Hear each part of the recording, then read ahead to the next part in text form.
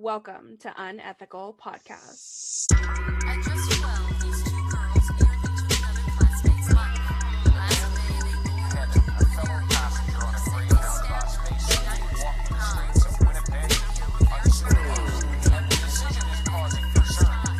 Initially schizophrenic and they found not criminally responsible.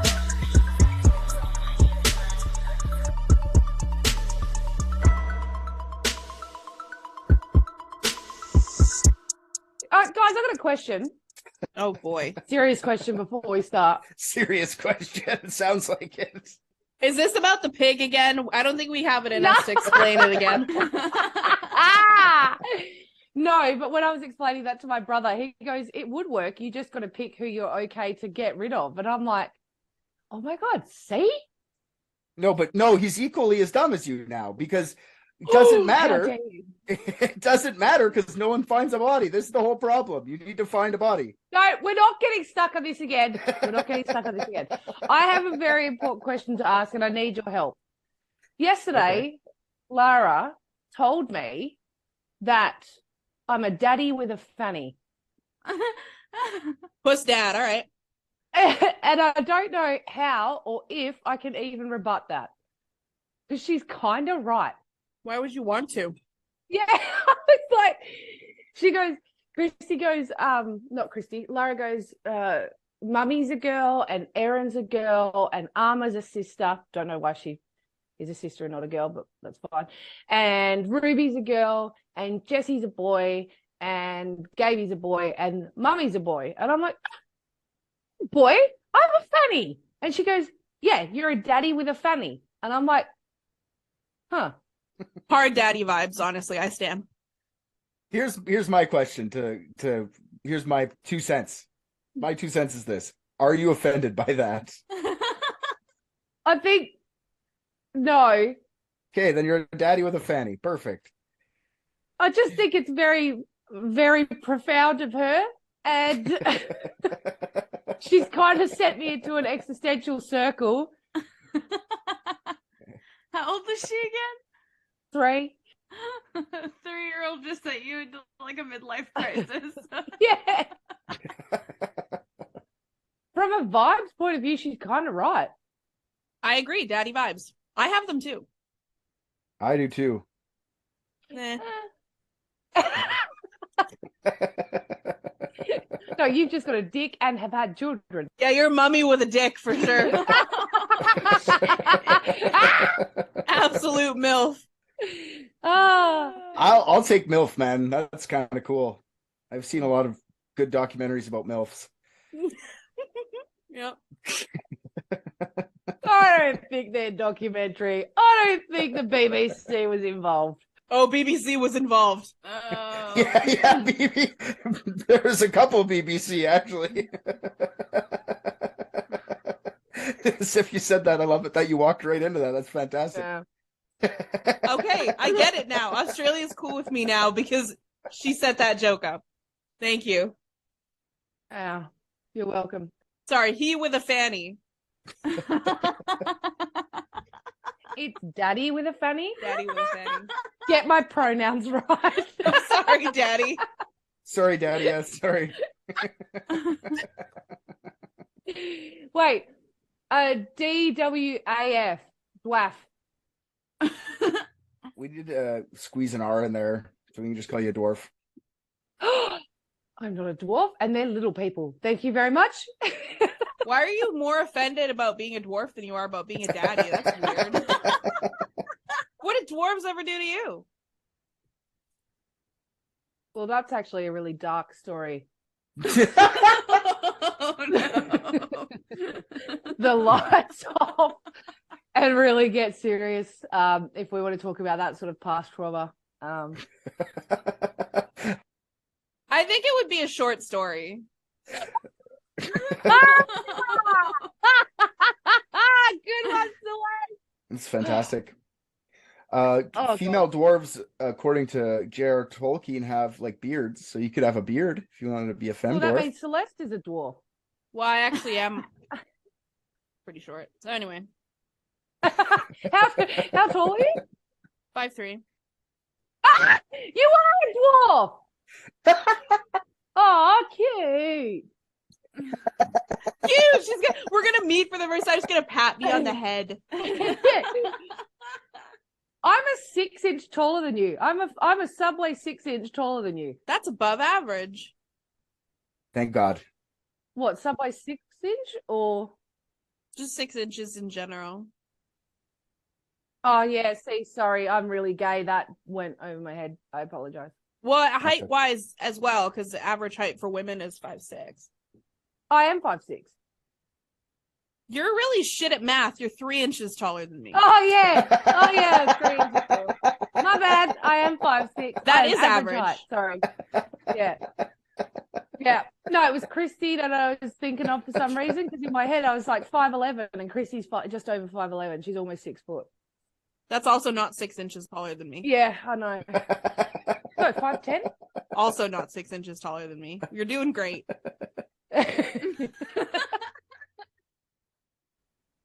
just wondering if I should go rip a bong before we get into it. Y'all are a bunch of degenerates. That's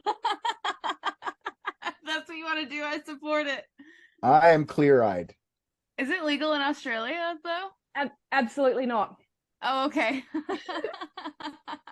Mammoth Cave is a world-renowned geological site for being the longest cave system in the world, with over 420 miles of mapped cave, and they're still mapping more of this cave today. They're still exploring new portions of the cave. Nerd. I know, and I'm gonna tell you more about it.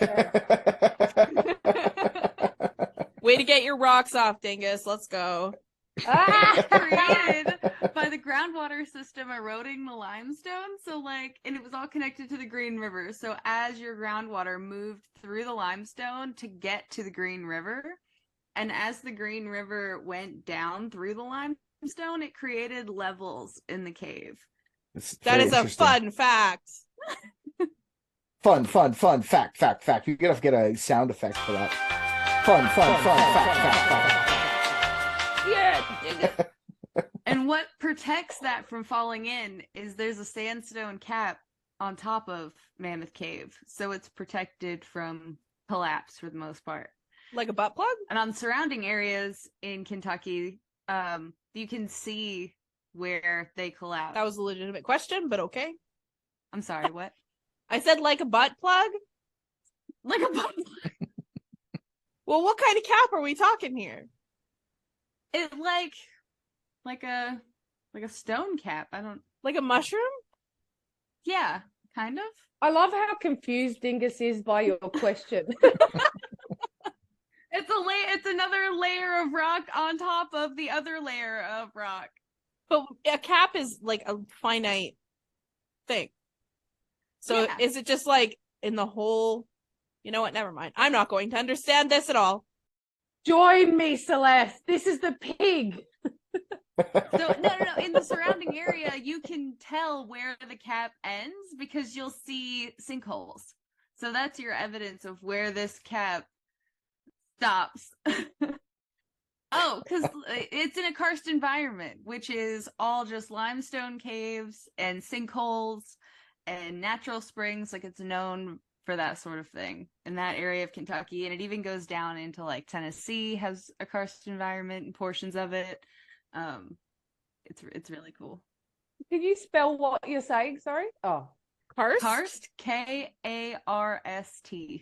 Karst. thank you. As you were, Richard. Now, was it good luck that they named it the Mammoth Cave? Like, when they first got there, they couldn't have known it was the biggest cave, or was it called like a cave? And they went, you know what, this is pretty big. Let's call it the Mammoth one. So, I mean, I think a lot of it had to do with tourism. Even very early on, they wanted tourism. They wanted people to come and spend their money to go see this. So I think that they really tried to talk it up, and then it ended up probably just being a coincidence. Fair enough. That's so Australian. Because we have a bridge in Perth that's shaped like a horseshoe. Is it called Horseshoe Bridge? Yeah, it's called Horseshoe Bridge. It was not supposed to be called Horseshoe Bridge, but the builders went over time and missed the naming ceremony, so it just stayed as the working name, being Horseshoe Bridge. And then they made a town on the other side of the bridge, and that town, they were like, what do we want to call this town?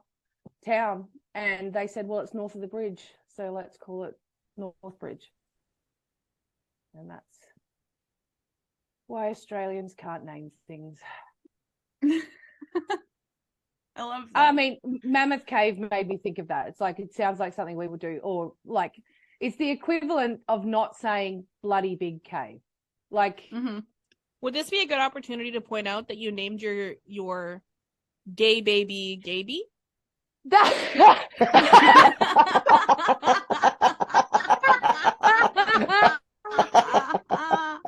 Celeste, the first time we realized that, that was fantastic. The first time we realized that, I was standing with Christy and I was like, why? How is it? Because normally we were thinking Gabriel Gabe. Like, we didn't, Gabe was what we thought his nickname was going to be. Maybe real, but it doesn't make any sense. So when someone started calling him Gaby, or we started calling him Gaby, and I was like, we can't call him Gaby. He's our gay baby, or our baby of gays. I'm like, there's a lot you can play with here. Yeah, but well done. Sorry, Dingus, I've derailed you too much. You're fine. I don't have any more geology lesson for you. That's it. But I am here to tell you about Floyd Collins. But I have a little history lesson before I tell you about Floyd Collins. So Native Americans were first to discover and use Mammoth Cave, and it is believed that they gathered gypsum in the cave. And the first discoveries of evidence of this came in 1812 when African American slaves were mining saltpeter from the cave. Yes. Isn't gypsum a plant? No, it is a mineral. What was the last thing you said? That the first discoveries of Native Americans being in the cave were from African American slaves mining saltpeter. What's saltpeter? I have that. It is a staple ingredient in gunpowder because of its content in calcium nitrate. Oh, they mine it and then they use it to shoot them. That's rude. For the use of the war in 1812, as a matter of fact. So, what happened in that war? I didn't go that far and do a history lesson. Yeah, we're getting deep in it. Don't you learn about the War of 1812 in school? We do. Yeah, definitely. But if you think So I you remember just that don't know? right the fuck now, you're wrong. I do not. No, Celeste, are you full of shit? No, we totally learn about the War of 1812. What is it? And it is called the War of 1812. No way! And it actually did not happen in 1812. No, look, she's educated on that. Nice. Do you want to tell us more about the War of 1812? Mm-mm. No, I don't want to be the nerd. I'm not the nerd. I want to be the cool one that doesn't know shit about shit. Oh, yeah. So, they found mummified remains of a woman in the cave. Remember these African American slaves that were mining saltpeter? They found this mummified woman. And the female body was paraded from Mammoth Cave, Kentucky to Ohio, where the American Antiquarian Society would travel around with the corpse, even taking it to the World's Fair of 1876 and 1893, and marketing it as the Mammoth Cave Mummy, before eventually going to the Smithsonian National Institute, where the body is today. What's her name? They just called her the Mammoth Cave Mummy. That's rude. Yeah. Teresa. There was also a male body discovered in 1935, and it was clear that this man had been mining materials from the cave when he became trapped by a boulder. And his remains were removed, studied, and then put on display in the cave for many years until the 1970s, when he was transported to a secret location within the cave to lay unbothered by the public forever. So that is in an undisclosed location within the cave. Okay, we didn't establish that it went to tourism, so I was like, as what? Like a warning? Like, do the miners need to know that there's the dead body there? Why would they display it? That's weird. Yeah, at that point, like, it had switched from being mining to tourism, and so they had it on display. Right. Important distinction. Yes. Got it. Yeah. And in 1841, Dr. Croggins built 2 huts in Mammoth Cave on Audubon Avenue for tuberculosis patients. Okay, So so this, What? Yes. What? What? Yes. What? He built huts in the cave, and the cave has avenues? Huh? Yes. So that's what they'll call like different sections of the caves and different like pathways. They'll call them avenues, and we'll have different like room names. And like there's one portion of Mammoth Cave that's called Fat Man Squeeze because it's literally like these narrow walls, right? And you have to like go sideways. And like, or no, Fat Man's Misery. I'm sorry, that's what they call it, Fat Man's Misery. And Fat man squeeze. yeah. Okay. Whoa, fuck, there's this whole other world inside. Like, Yeah, there really is. rock Like, doctors. Yeah.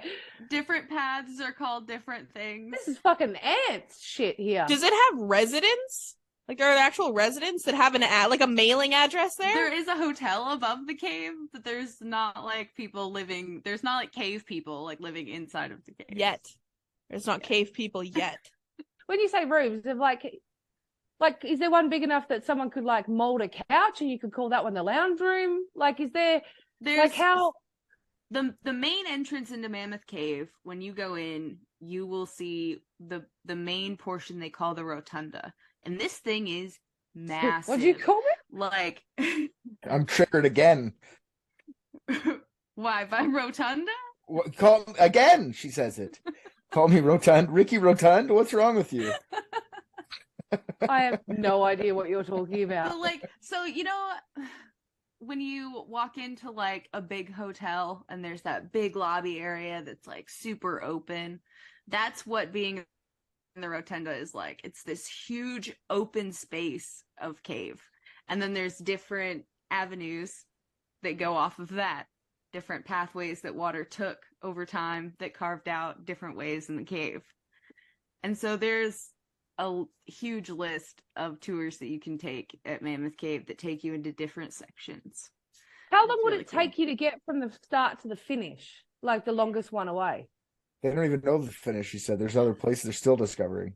Yeah, there really isn't a finish. And like depending on what tour you take at Mammoth Cave will depend on what entrance you go to. And so some of these entrances from the main like park office or the visitor center, you get bused to the entrance of the cave. So you gotta like get on a bus, and then they bus you over the entrance of the cave, and then you go in the cave that way. And then you pop out like back by the visitor center. There would in one of mean them. that there is still an infinite amount of pathways that have gone on in that system that haven't been done yet. And this process is still happening. Like you can see the river Styx within the cave, which is where the groundwater level is, where the river level is, and the Green River is still going. It's still eroding that away. Like all that groundwater system is still eroding that limestone. So it's still creating cave system. The river Styx would be like, isn't that like ancient Greece? The river to hell? That's the river you have to pass over. Yeah. That's awesome. That's what they called it. Hail Satan! Yeah, they should call it like Hell Cave System. Across the river Styx. That'd be a much better tourist destination. To be like the 7 circles of hell. I have a question. Yes. Is it dark in there? Do you have to wear like headlamps on all the tours, or do they hang chandeliers and shit? Yes, it's chandeliers. Now there is lighting within the caves. That is good one. That is a good one. You go into this desolate rock place that smells slightly of mold, and then there's this glorious chandelier hanging from the roof. Okay, come on. There's not a chandelier in the rotunda. Okay, you're No, right. Yes, that's there's true, that's not, true, that's true. exactly. And actually, there is no like mildew in these caves. There's no Oh, light. sorry, you know? that's So there is no organism like that. You only have very specific cave dwelling organisms. I like that she's defending that I said there was mold in there. She's like, no, hang on, that's factually incorrect. Mold needs light. There is no light in this place. You got me, Dingus. So no chandeliers. Got it. No, we're not going to put chandeliers where there's mold. Well, now there's lighting that they've put in, but they're very careful. Like each tour you go on, your tour guide will turn the lights off behind you. Like they literally only have the lights on long enough for like tours to see the room, and then they turn off again. And it's to keep the integrity of the cave so that things don't start growing and there's not too much light within the cave. And at certain points of your tour, they'll just turn the lights off and be like, "This is what cave darkness is," and it is dark. You cannot hold your hand in front of your face and see a damn It started to make me panic. So because we did the one down here and we went to Cave Black down there, and they turned off the lights, and I was sitting there, and because my eyes, like, because there's not a pinprick of light to tell where the horizon is, so your eyes, there's nothing to adjust to. there's nothing to it, so you're just adjusting back and forth. So like I put my hand in front of my face expecting to try and get my eyes to adjust, but like it cannot pick up anything. So I started to panic because my eyes were just going back and forth, back and forth, back and forth, trying to find the horizon. It was terrifying. Yeah, and there's nothing. It's just pitch black. It is a pitch blackness that you'll never experience anywhere else. No, it's amazing. So Dr. Croghan built these huts in the cave for tuberculosis patients, believing that cave air would cure TB. These guys with their TB consumption was hilarious. Comedy. These guys would do everything. Move down south. Move down south. It'll stop the Move disease. somewhere dry. Roll around in some hay. And dry is what you should do for tuberculosis, but he doesn't know any better at this point. So in 1842, he sends 10 patients down into the cave for tuberculosis treatment, and all of them would die by 1843, proving that cave air did not cure TB. They lived in the dark? No, well, at that point, they would have like lanterns and that sort of thing, like in the 1800s. Chandeliers and Candelabras. They would have like oil lamps that they would take down with them. I forgot about the tuberculosis chandeliers. My bad. Okay, so they all died. But caves are inherently like cool and wet, and that is the opposite of what you should do for tuberculosis. But you just said it's too dry for mold. No. There's no light. There's no light for It mold is to wet, grow. but there is no light. Yeah, she gets real fighty about this mold thing. But it's dark in the cave. There are no chandeliers. There are no chandeliers. Okay, so when the tuberculosis patients died, they gave them their own room and sent them down the river to have Styx. burial, right? Across the river I think Styx. they probably just took Dope. them out of the cave and Fucking sent them back dope. to their families. Like, here you go. Here's your dead loved one. Oh, that sucks. That dude's like haunting that one section of the cave all by himself. He must be so bored. Yeah, far out. I'm sorry. Continue. You're fine. So throughout the 1800s, writers, poets, songwriters would come to the cave and visit. Ralph Waldo Emerson visited the cave in the 1850s and was inspired to write Illusions and Night Sky.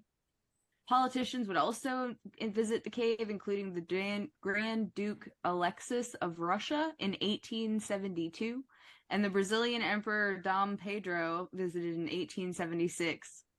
Dom? Monique? That implies the existence of a sub Pedro. Yeah. It does.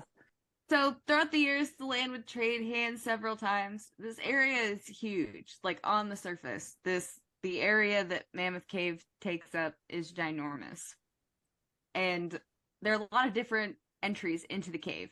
And so a lot of people owned a lot of different entrances to those caves throughout the 18 and 1900s. Oh, tell me there's cave wars. Yeah, could you imagine marketing that? Come and see my bejeweled cave entrance. And they were all on private property. And that was one of the biggest ways to make money, was to advertise your cave entrance and to charge tourists to come look. Mine would have chandeliers. The soil is also really rocky in that area, so like farming isn't all that great. So they're banking on tourists to come look at their cave. And this would lead to Richard the Kentucky Cave Wars. I think it's fought from the inside and from the out. Yes. Get in there, you got to put doors on either side of your cave so you don't get people coming in the back door taking your jewels and your chandeliers for themselves. Yeah. Could you imagine you go past one of the caves and it's like walking past one of those like We call it Dangerfield, and it's just like you hear from the inside the entrance, you're walking past your different entrances. Oh, it's so good. That or like you'd be super happy like the further you go in, you find a dead body. Like this is gonna make me so much money. Come on, it's like a fucking skeleton scraping at the wall trying to get out. It's like, yeah, he's in danger. This is the best one yet, the best dead body yet. I love cave wars. We're just making up what cave wars are so far, but this is whatever it is. It sounds great. Putting in the entry a water slide so that you have to wee down through the stuff front of the cave. Get your photo taken as you're going down. You don't even need a water slide. You just need like a fucking like a piece Like of a mine cart. yeah. Or segways. You can have segway wars down the entrance of your cave. Now you got me thinking about the guy who bought a cave thinking it was like a super good cave. I got ripped off of my cave. There's not even anything in this cave, and just like the guy who doesn't do well in the gold rush, just that guy. Oh, the guy that bought the one with the leg in it? Yeah, like it's not even a full body. They said there was a body. No, but then he puts it in a smoker and he sells tickets. And a lot of times there wouldn't even be promise of a cave. Like they would just be like, "Hey, farmer, if I find a cave on your property, we'll split the profit." So it's like they don't even know if there is one or not. The cave profits. We want to go explore your land, but we have to ask you for permission first. And then it turns into storage wars, but with cave ones. Like they've gone there and they're bidding on it. They're like, this one's shut down, but I heard from a friend of a friend that is a deep entrance. We've got to get this one, boys. We've made an entire cave society by the time this is done. This is amazing. The mayor of the cave like tells you where you're how much taxes you got to pay in your cave. So the Kentucky Cave Wars were sparked by Mammoth Cave estates making big bucks on tourism. And people were coming from all over the world to see Mammoth Cave. Stephen Bishop, a former slave and one of the most famous tour guides of Mammoth Cave in its early years, famously crossed the bottomless pit, opening a new path for discovery. Can we call him Cave Tycoon? Is he a cave tycoon? Yeah. Ex-slave and cave tycoon? Yeah. He started at the bottom and made his way to the top. I don't know if Cave Tycoon, because I'm not sure how much money he ever made from his efforts. So everyone at this point in the surrounding area is looking for a back entrance into Mammoth Cave. Aren't we all? Right? They're looking for another way. And at the time, people didn't know if these other cave entrances that they would find would even be connected to Mammoth Cave. Like, they had no idea how vast that cave system was. And so, in the beginning, you wanted your cave, the entrance to your cave, to be as close to stagecoach lines as possible, because that was like the ultimate method of travel. What did I say, Bo? You wanted to keep the opening of your cave. You got to keep your cave open to traffic, incoming and outgoing. It's You wanted it to be on the corner. Someone's up there shaving moss. Sorry. Cave openings, yeah. And then Mammoth Cave had its own railroad. So then you needed it to be close to the railroad system, because then that's how everyone was traveling. And by the early 20th century, the arrival of the automobile made it easier for tourists to get to caves and easier to get to the off the path ones. What's that? Is there a landing strip near the cave? I don't think there was, like, back in the early 1900s. I don't even know if there is one now, but there probably is an airport somewhere nearby. Hell, that's one thing I've noticed is like a bunch of unsuspecting little towns have like airports, or like one rich person has enough money to have a strip in their yard. It's really weird. Riches. I don't understand the South. Digger said only automobiles. There's just a lot of cars going in and out. We haven't gotten to landing strips yet. We haven't gotten to plane. You idiot. Yep. All looking for that back door, huh? Oh, and you're gonna love this next part. So this sparked even more developers to join in the cave wars. And in 1915, George Morrison came to cave country and within 6 years illegally gained access to Mammoth Cave. Oh no! This gave him access to know no. which locations to buy to make his own tourist attraction. So he illegally found that back door. That's a crime where I come from. Not in the South, not in the Bible Belt. That's not illegal. That's how you. Oh shit, you're right. Yeah. Yes, no, it is. That's sodomy. It's definitely illegal. Yeah, oh, it's 3 times That's illegal. true. It's morally as well as like socially and financially, and all legally, all of them actually, all of the lees. You don't know if the cave is having a good time. You don't know, there's no. I haven't heard anything about It said no consent illegally. for It non-consent. said illegally. That's and true. It said illegally, so that's where if it just said found back doors, cool, let it happen. You know, that's fine. But it said illegally, so we have to be on the side of the caves here. And Okay. that would be because he was trespassing, right? Like he wasn't asking farmers and people like, "Hey, can I explore for a cave?" Like he was just doing it. Like Can I just have a look for a back door? That is the best. He asked for consent. Like there's not more you can. He asked. No, he didn't. He was not asking. He did not. Wait. He was exploring the farmers' back doors without their consent. right. But other people were. Other people were asking for permission, but he did not. Oh, so okay, yeah, cool. So he'd let multiple people in the back door before, but he didn't give this guy permission. Yeah, fuck this guy. Yeah. I mean, he just had to ask. He just had to go like make a verbal contract with some farmer. He could have even been an asshole and like not even honored it, but he didn't even do that. He just was like, "I'm gonna trespass on your shit, and not even talk to you." I love how we're turning this into like a giant euphemism, and Dingus is like keeping it on the tracks. Like, I'm trying so like hard. no, they're asking the farmers for like fucking in the ass, fucking in the ass. That's butt rape, and she's like, "No, it's a and like they gotta ask some people. Some people I ask." don't think there's an airport nearby. Somebody has to keep it pure, you know? So somebody's gotta. For sure, the innocence of you is being super cute right now. It's fun. It's fucking fantastic. Yeah. This is absolutely unreal. And I can understand exactly how the cave wars have occurred. Like I understand with this depth of culture, you know, nuance in the story, the feel, the aesthetic of it. I can get why people would fall into this. You've got us. So in his exploration of the cave from the back entrance, he could figure out where on the surface what properties he needed to buy to have a new cave entrance. He had done a lot of mapping of the surface and was able to figure out where he was underground in relation to. Anyway, he bought up a bunch of property along Cave City Road and blasted a new cave entrance, which he called New Entrance to Mammoth Cave. And this did not go well with Mammoth Cave Estate, who took Morrison to court over the name Mammoth Cave. Of course they did. He blew out another hole. Yeah. They fucking blew out another hole without asking. Like if you asked and blew out a hole, that's an accident. Well, on that one, he bought the property, so he had the rights to blow the hole.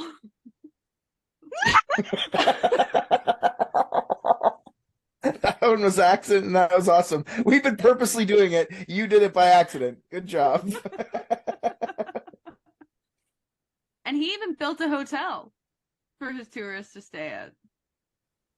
But the entrance hole that was blown in, right? Mm-hmm. That one is illegal or not illegal? Not illegal. The way he found it was illegal. Oh, okay. The way Gotcha. he knew where to blast it was illegal. And then he used the Mammoth Cave name, which the original estate was like, "Oh, hell nah. You know, you're not going to mix this whole thing up to get our tourism." Yeah, so he groomed the place above so that he could use it, so he could purchase it to then blow a hole in it later to get into Mammoth Cave. This guy's diabolical. I'm outraged. Well, the fighting didn't end in the courtroom. It happened on the streets. Cave owners would hire cave capers to dress as officials and tell people that rival caves were dangerous or closed. And then they would be guided to other cave entrances. Okay, I'm sorry, but like, how much money are you actually making from tourism from the cave? It can't be that much where you have to hire fucking guys. I mean, Fucking at this hold point, the ground. they've ditched farming. This is their sole income is Imagine being that cave bored. tourism. Like if we didn't have TVs, we'd all be like going to caves right now. You know what I mean? Like we'd be that bored. We'd be like, let's spend all our money on the fucking Mammoth Cave. Ooh, this is the unabridged back door. Let's go. Yeah, Put pretty much. your cell phones on vibrate, guys. Everyone sign a waiver of consent as you walk in, please.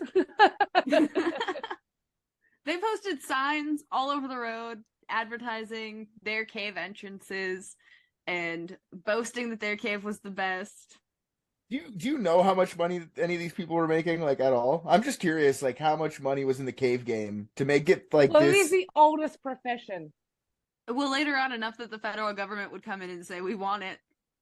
Okay, So I it's mean, got to be enough then. It's gotta Now, be how do we enough. tax the cave? How do we tax the cave? We just take it. Okay, perfect. Yeah. Government. So I feel like they had to have been making pretty good for the feds to be like, hey, we would like all of that, thanks. But cave capers would also make stations saying official cave information, and they would send tourists to cave owners who had paid them the most money, and they would just manipulate tourists for whoever cave owner paid them the most. Who polices this? Oh, this is still completely standard sales tactics. Yep. The cave capers would make misleading signs. They would burn down competitors' ticket booths. They diverted tourists with fake policemen. It's anarchy. This is America, baby. This is competition. This is what America was built on. They hired people to go heckle other cave tours. So, like, while somebody was giving a cave tour, they'd have the dude, like, going in and heckling everybody. Your hole's too small. Your hole's too big. Come to our hole. You can fit everyone in our hole. This hole stinks. Yeah. There's no chandeliers in this one. Ours has chandeliers. There's mold in that cave. There's a yeast infection in that cave. So the cave forest wouldn't end until Mammoth Cave became a national park in 1941. But even then, it wasn't until the 1960s that false information, booths, and capers would slowly dissipate. Despite the amount of information I've given you so far, the middle of the Kentucky Cave Wars is where our story takes place. And that's where we're going to meet Floyd Collins. Floyd. What a Floyd. stupid name. Hey. Ooh, aggressive. Sorry. Maybe we like Floyd. You don't know. You're going to love Floyd. Floyd's great. See? You bitch. Yeah, I'm going to call him Floydo. How dare you say that about Floyd? We love him. William Floyd Collins was born July 20th, 1887. Sorry, what? What? The star of the Cave Wars is Willie? The Will. Oh. Yep. Well, he got stuck in a cave. Oh, Willie in all the caves. So he was one of Oh. the best known cave explorers of this area. And he was convinced that most of those cave entrances were connected to the greater Mammoth Cave system. Oh, he'd be the first. He's trying to find the G spot of the cave. Okay, yeah. So Willie's looking for the G spot in the cave. The greatest. G stands for greatest. Most people called him Floyd, so I refer to him as Floyd, but you call him what you wish, I suppose. We're gonna call him Willie, okay? This is happening. You call him Floyd. Yeah, I'll go between both when I'm Okay. being serious and when I'm talking about how he's looking for a G spot. As long as the audience knows it's the same person, we're good. Yeah. Oh, they'll know. Floyd was the third child of Lee and Martha Collins, who had a total of 8 children. And the Collins family farm was approximately 4 miles east of Mammoth Cave near the Green River. So they're still technically in the Mammoth Cave area. That's how big it is, but they're 4 miles east of, like, the main entrance kind of deal. And Floyd began exploring these caves at the age of 6. So Willie started penetrating the caves at a young age.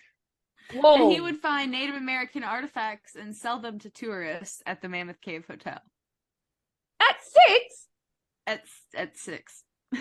That is the grind I admire. My 6-year-old ain't doing fuck all of that entrepreneurial work. That's your helicopter parenting your kid. Set him out into the cave. Yeah, you don't just like allow them to walk into a cave alone at 6 years old unsupervised either. To you go know? find some money, yeah, get the fuck in there. Go! I'll throw him in there. So in 1910, at the age of 23, Floyd discovered Donkey's Cave on the family farm. And this would be his first. Wait a second. Wait a second. Uh-oh. Look, man, we've all been lonely. Hee-haw. Hee-haw. Hee-haw. Geologist Edmund Turner hired Floyd to show him caves in the region in 1912, leading to the pair discovering Dossie's Dome Cave in 1912 and Great Onyx Cave in 1915. The safest cave out there. The Dome Cave. Whatever goes in comes out for sure. Ooh, were 2 blokes entering Dome Cave? Yes. Ooh. So, full circle, Floyd's mother, Martha, died in 1915 from tuberculosis. Rest in peace. Yeah. September. Shame they hadn't put her in the cave. They did not put her in the cave. They Which you'll find should've. out later, the family would not have wanted that. Oh.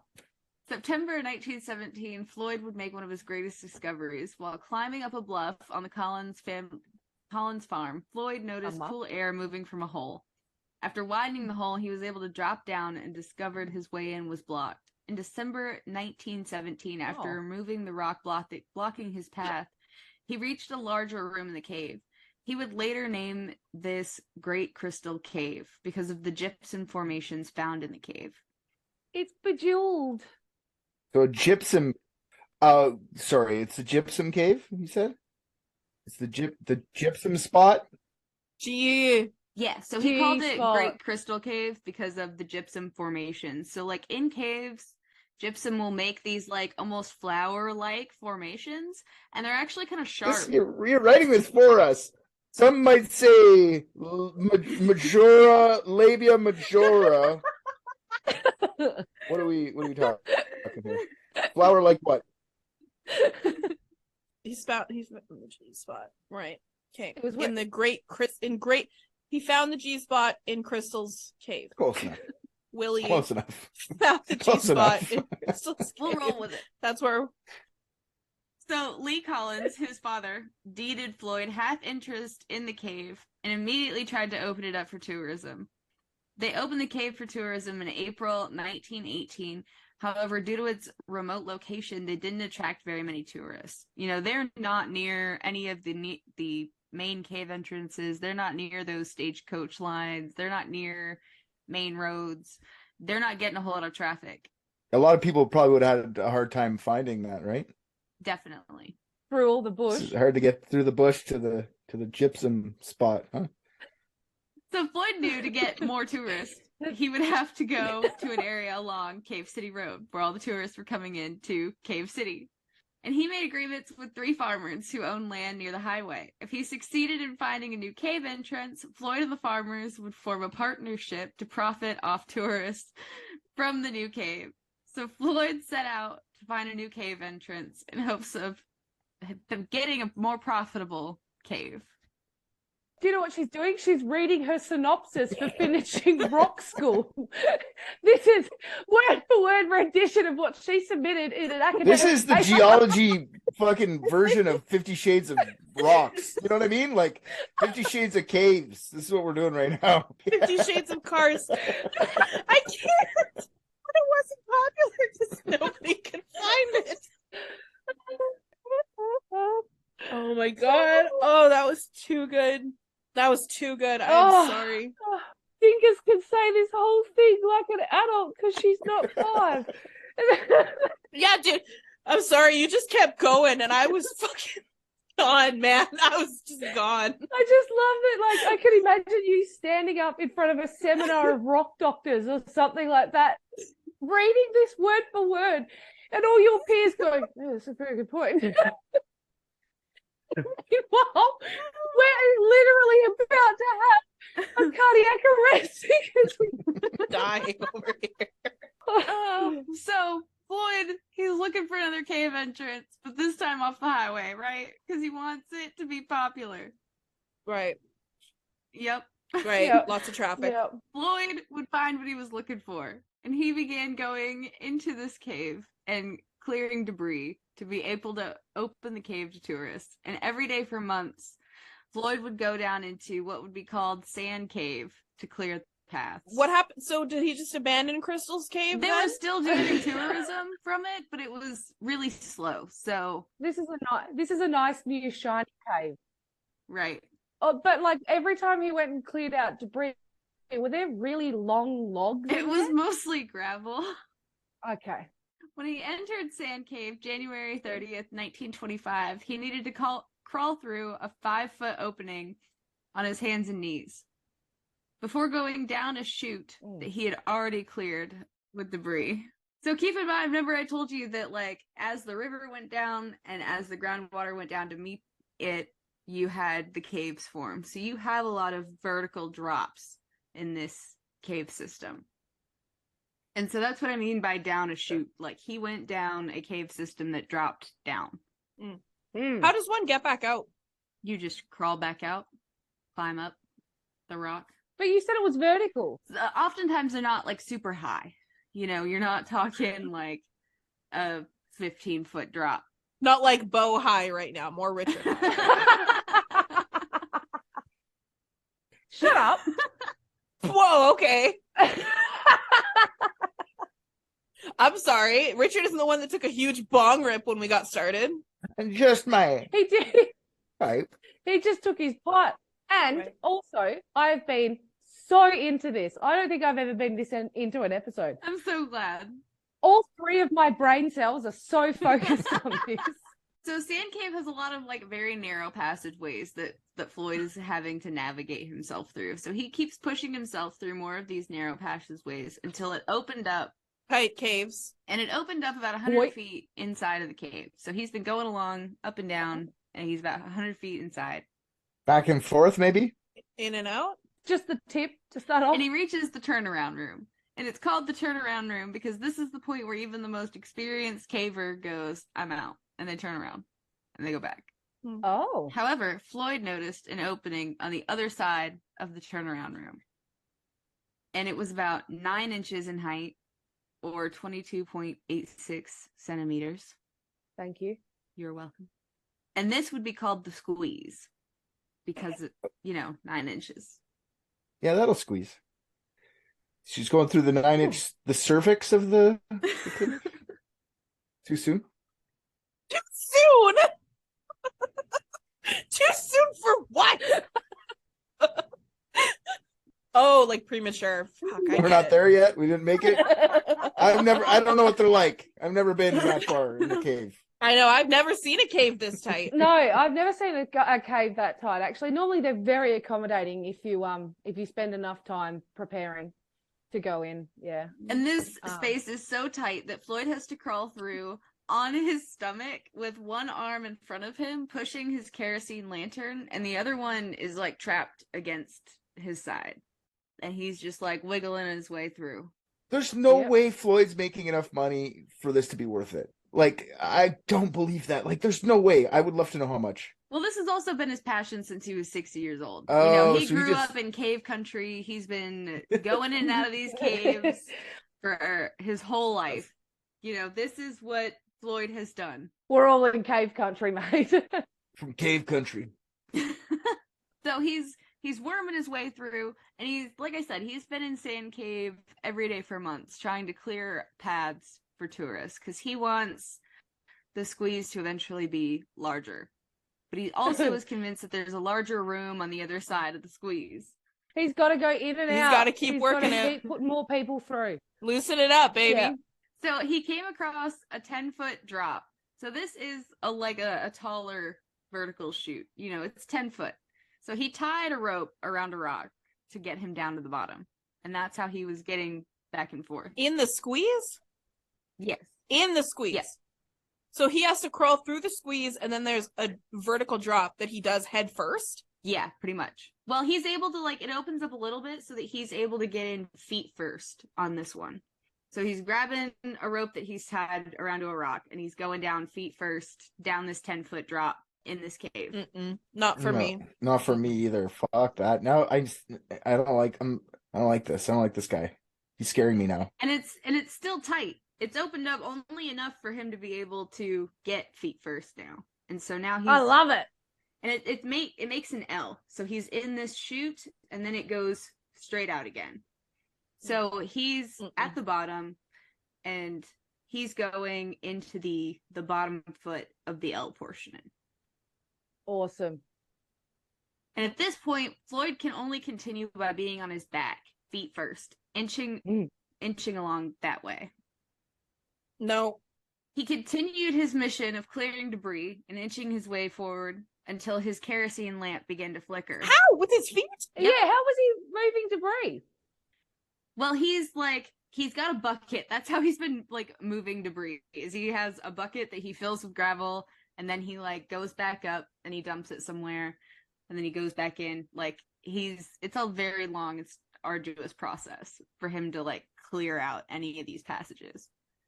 How long would it take to do just that L section? But isn't it 100 feet into the cave that he even reaches the L section? So he's got to go in and out 100 feet even to get there? Yeah. Just to get to like the turnaround room. Oh, Not for me. like are we talking months to do it or years? Well, at this point he's been doing it months, but Floyd will never find out how long it would have taken. Mm. Wow. So his kerosene lamp begins to flicker as he's feet first, inching his way along his back, and he knew that he should head out of this cave. You know, he's been in that cave darkness we talked about before. He knows he should probably head back out. So he's pushing his lantern with his shoulder, shimmying his way out, and he's pushing along the cave walls and ceiling with his feet to try to inch his way out that way. So he thinks that he has put his foot on the cave wall to push himself out, but actually he's put his foot on a rock that was on the ceiling. And when he pushes to try to get out, that rock falls and traps his leg in the cave, and he knocked his lantern over in the process of all this. So now he is trapped and he is in pitch black. It's cuffing season, boys. Ugh. Oh, And that rock was about 25 to 30 pounds. It varies in reports. That doesn't sound that heavy. Well, but he's in a tight space, so his arms are Yeah, still when you're trapped stuck in by a his tight spot, side. you're fucked. You know, he doesn't have enough room, and with this rock came a bunch of gravel on top of it. Like, so when he's trying to move his foot to get out from underneath it, more and more gravel is falling on top of him, trapping him even more. Oh. The bucket, it does nothing.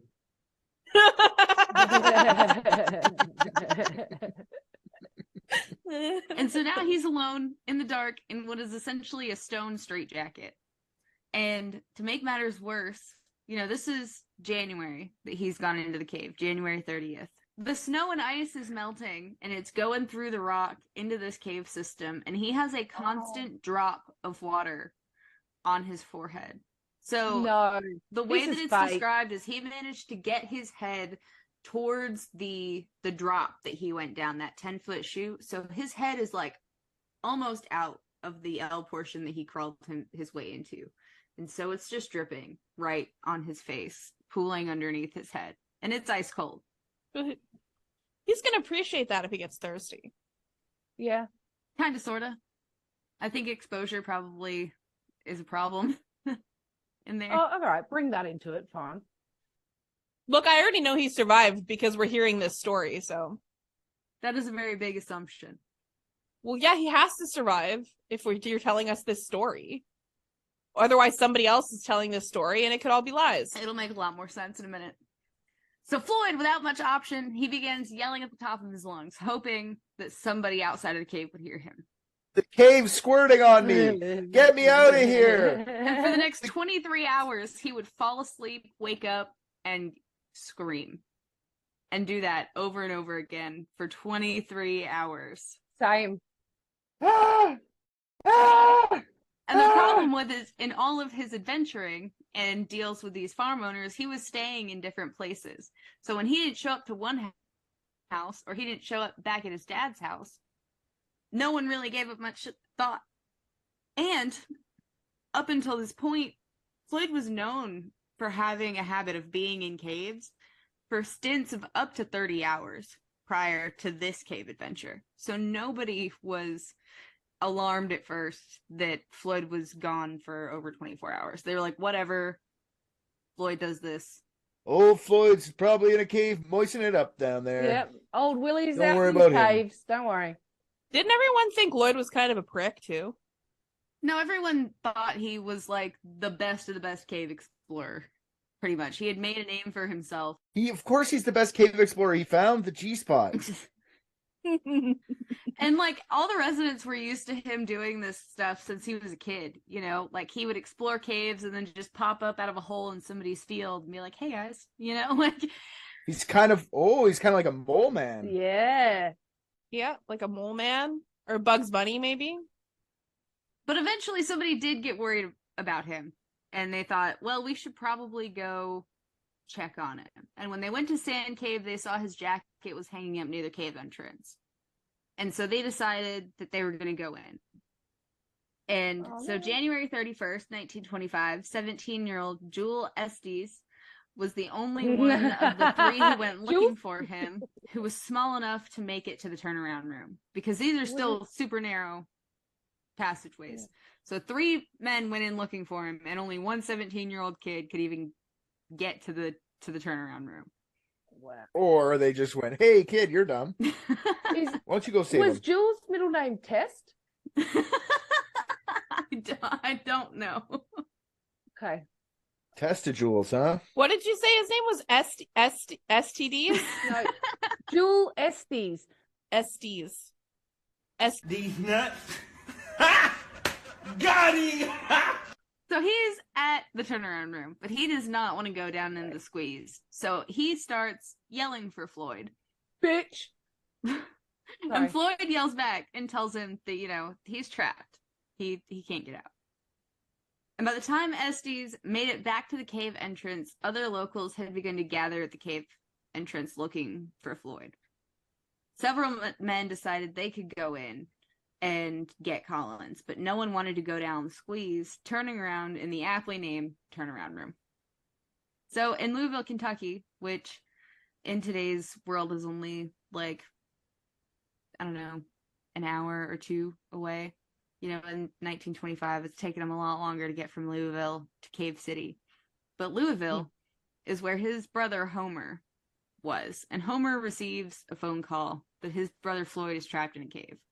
And immediately, Homer hopped on a stagecoach and heads to Cave City. And he arrives the next day, February 1st. Of course. He skips all the bases. And at this point, Floyd has been trapped for 38 hours. Willie's been trapped and his brother Homer's on the way. Homer is on the way. And Homer's the only one brave enough to go through the squeeze and try to meet up with Floyd. Especially since he has no idea what he's doing. Homer? No. Are you kidding me? He's been to first base, second base, third base, all the way. No, but he's not used to dealing with caves like this. He's only used to dealing with the back entrances. Why would you assume that? He's hitting homers left, right, and center. Yeah. Alright. Plays with balls all day. You think he may not be interested in caves? He could be No, interested just in I both. thought. Sorry, I was still on. His name was Homo. Sorry, my bad. Oh, homo, because of her accent. Oh. Again, they also like caves. Yeah, but only the back entrances, not the tight wet squeeze Well, no, because in Crystal's Never cave. mind. It's not Crystal's cave.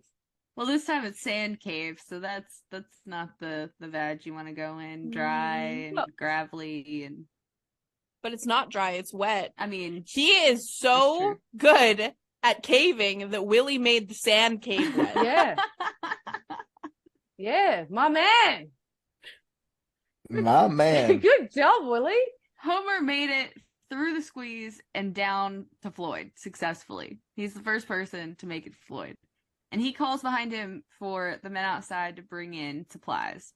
And Homer feeds Floyd 9 sausage sandwiches and a liter of coffee.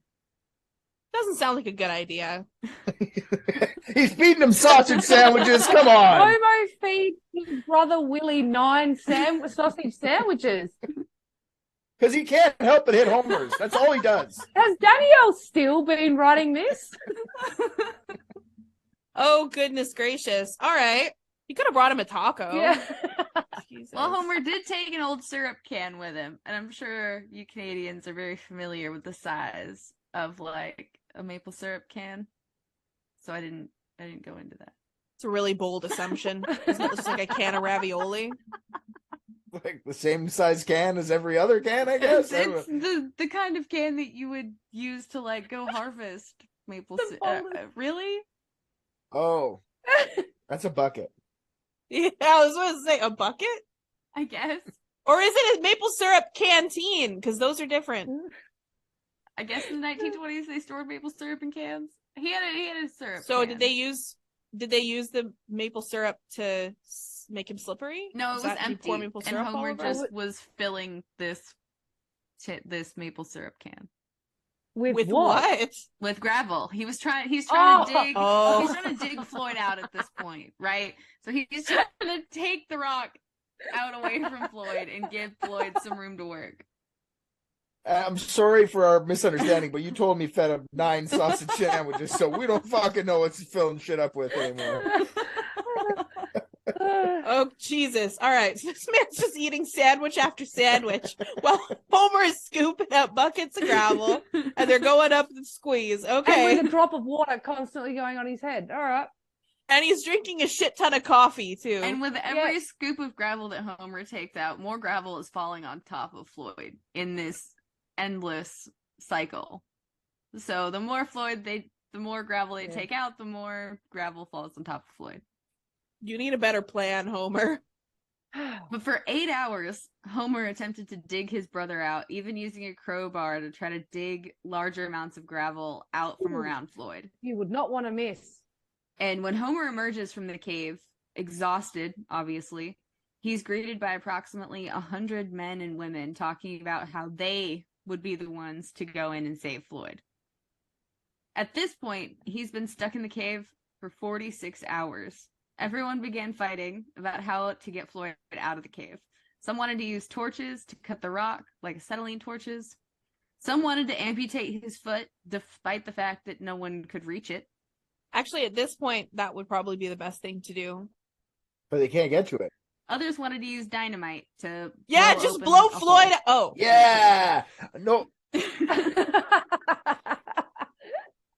I just love how that's like an option. Like, you're not going to be able to blow him out of there, you fucking morons. My God. Well, and they all decided that, dynamite would be too harmful for Floyd. Acetylene torches shit. would also put too much gas into the cave, possibly suffocating Floyd. Like, there was a lot about those plans that could go bad. Yeah, I was about to say that torch idea is not going to work either. Sorry. The most frustrating part for Homer is that none of them would go brave the caves themselves. He would send people in to go take Floyd food and water. They'd get to the turnaround room and they would drop it next to the entrance of the squeeze, and they would turn around and they would leave again, I helped. lying that they had taken Floyd food. Here, I've got the best plan, guys. How about instead of saving him, we just feed him out 3 times a day, and then tourists come in here and he could be the ghost of the G-spot. Yeah. 3 times a day. So that's 27 sausage sandwiches. Yeah. Yeah. Is that right, Bo? Well, am I the expert? On numbers? Yeah, earlier I saw that you're really good at math, so. So, okay. All right, so a question. Is he actually injured or is he just stuck? So at this point, no one really knows. Although later we find out it wasn't broken. Like, when he gets to talk to somebody about what's going on, he doesn't feel like it's broken under there. So initially, he can no. move it and yeah, stuff. he can move it a little bit. So there's So it's no not large an injury. injuries that we can tell. It's just he's trapped in such a narrow passageway that nobody can get in there to like move that rock and get him out. Have they considered, because you said he's right at the thing where it goes up, Mhm. right? So why don't they just like tie like a backpack to him and then just pull up the backpack? Don't get ahead of me. Celeste, God damn! Very, very stern. Wow. Fuck! Yes, If it mistress. took these people 72 hours to come up with this plan. Yes, Celeste, because they started at dynamite. Like, getting to a good idea is going to take him a fucking minute. Look, this is 1920s Kentucky. These are not the smartest people, okay? Let's Can we shoot him out of shoot him there. out? I'm surprised that wasn't on the list. You know what I mean? So shoot him out, option 1, and then everything shooting adjacent after that, and then actual ideas Yep. after that. But they do Yeah. try. They what you're insinuating, they do try it, and it's really interesting, and I'll explain it when we get there. Is it? Okay. Well, I'll be the judge of that. Anyway, keep going. Sorry. February 2nd, Floyd has been trapped for 71 hours, and the only person to have reached him so far is his brother Homer. Until the Louisville Courier, which was a newspaper, heard about Floyd's plight, and reporter William Miller wanted to go see the scene at Sand Cave to write Floyd's story. So Miller arrives to speak to Homer. However, Homer brushes him off. Homer doesn't want to talk about it. No. Homer is sick of the sea of people that are seemingly having brilliant ideas but don't have the balls to go see Floyd themselves. And so Homer tells him, hey, he's right in there. Go see him for yourself. You really want to know this story? Take your balls in that cave. The rest of you can stay I out don't here, know, but go take your balls. And at this point, there's so many people, they're building they're camping out. They're building campfires, they're hanging out at the front of this cave entrance. Like, they're dedicated. So Floyd's getting what he wanted. More tourists. In his Right? cave. Yes. Have they hung a chandelier yet? Yes. No. Is there any chandeliers? Do we even know if he's that trapped? Like, is this a PR stunt? Because it's worked. That's what That I'm would saying. be the That's- best episode ever if at the end of this it was all fake. Yeah.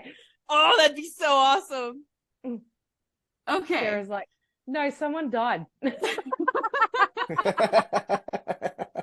oh, well, that's sad. But Okay, you're right. Whatever, man. He found the G spot before he died. That's what we're all after. Yeah, that's right. It's the dream we're all chasing. So like I said earlier, the water dripping is from snow melt, right?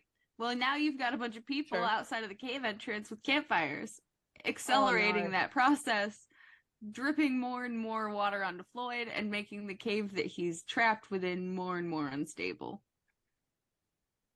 So Miller gets to the turnaround room and he calls to Floyd. And hearing Floyd's voice, Miller decides to go through the squeeze. And this one's Willie Miller, right? This is Willie number 2, Miller. So Willie's going to stuff it right near the other Willie. Yes. DP, double penetration. Double You penetration. gotta be Okay. careful. It does blow out cave walls sometimes. It can happen. You don't want that. and so Miller finds But it Floyd. seems like it's good and wet in there now, right? So I think they should be able to fit both, no problem. Yeah. Yeah? No? No? Maybe? Yeah, I agree. Yeah, for sure. I said yeah. Well, we're asking the rock doctor here. Are we to right? fit both of them down the chute. Yeah, is it wet enough? Well, I mean, Miller gets down the chute with Floyd. So technically there's two of them in the same, like, Follow-up question. Babbled up. Why is fucking everybody in this story a spelunker? Like, isn't this a journalist? Yeah. Why is he here and all of a sudden Yeah. he's like a master cave diver? People back then had zero fear about Yeah. things. Everyone was dying of Yeah. everything. Like everyone was dying of disease. But if you made it past 20, they're like, I can go anywhere. I can do whatever and I this want. journalist is like, I'm gonna get the next big story. And his boss is like, yeah. So he didn't really like understand the risk. Like Homie turned around to him Mm-hmm.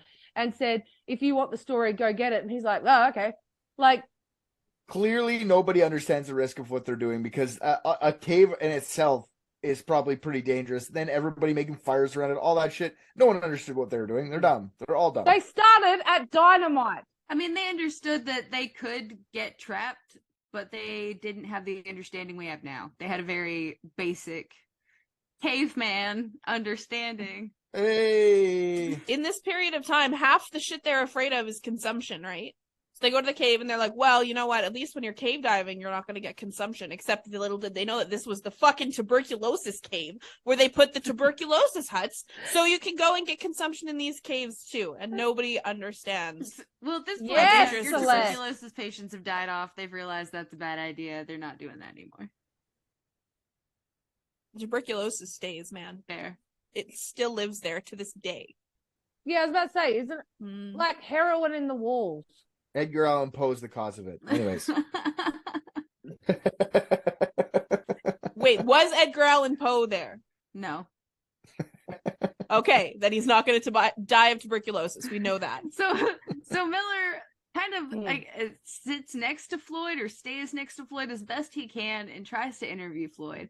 But at this point, Floyd is laying in a pool of water that is 12 degrees Fahrenheit, negative 11 degrees Celsius. Pee in it. And Floyd's incoherent. You know, he's slowly succumbing to exposure. So this whole thing is lies because we've heard it from the words of a madman. No, from Homer and Willie Miller. At Willie first he's coherent. You know, this is the first time that Miller's seeing him in this state, and I don't think he was in that state the last time Homer saw him either. You know, so somewhere between Homer being in the cave with Floyd and Miller being in the cave with Floyd, he seriously nosedived. So have they set up like a pulley system to remove shit, or is it literally just like he goes in with his maple syrup can, crawls back out with his maple syrup can, goes back in with his maple syrup can? That's ineffective. Or do they have like a pulley system where they're sending it up and someone else dumps it out and then sending it back down? There's no pulley system, but at certain points you've got men just like passing buckets back and forth in like a chain. Well, can't they get out of the water out cage. fast enough? Yeah, oh, but so it's, the exposure like, is it's- what you're talking about. They have a different solution for that. Does it involve dynamite? Pee in it. Shoot it. You know what'll make them warm? This stick of dynamite. Before they solve his exposure issue, Miller comes to the surface, muddy and scratched up because these cave walls are not smooth either. They've got jagged rocks. Those gypsum crystals are not smooth. They're sharp. That's not mud. This man's been in this hole for 3 days. Yeah. That's He's- shit, man. He's pooped. Yeah. And how much coffee did Homer give him? Coffee and sausage shits. That's what that is, all right?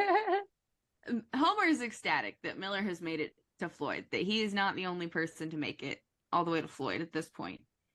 And Miller obviously played the role of journalist, getting interviews with people on the scene, writing his newspaper stuff. This made Floyd's plight spread like wildfire, and so the whole country was captivated. The press needed every single detail and wanted to be the first to push out every single detail about this story. And that's why when you like look into old-time newspapers about this, there's a lot of like misconceptions. Like at one point, a newspaper said that the boulder that fell on Floyd was 7 tons, and that's definitely not the case. Close enough. Print it. Yeah. Dingus says, like, we should all know that as common knowledge. We're like, okay, I didn't have an assumption on how much the boulder weighed. And yeah, fucking idiot. There's no way that could be possible. But all of this newspaper explosion has really made the story hit a lot of eyeballs. And this includes Lieutenant Robert Burden of the Louisville Fire Department. And like Miller, Burden makes it through the squeeze and down to see Floyd, where he also sees that Floyd is not in good shape. And this is where Burden suggests they tie a rope around Floyd and pull him out. So this, Celeste, is where they try your method of Oh, they peed in it. putting a harness on him, and they're trying to pull him out. Oh, they didn't pee in it. Okay. No. Damn it. However, they warn that this could detach his ankle, because they don't know exactly how much pressure that rock's putting on his ankle. A physician nearby suggests the rope pull idea would stretch his internal organs, killing him.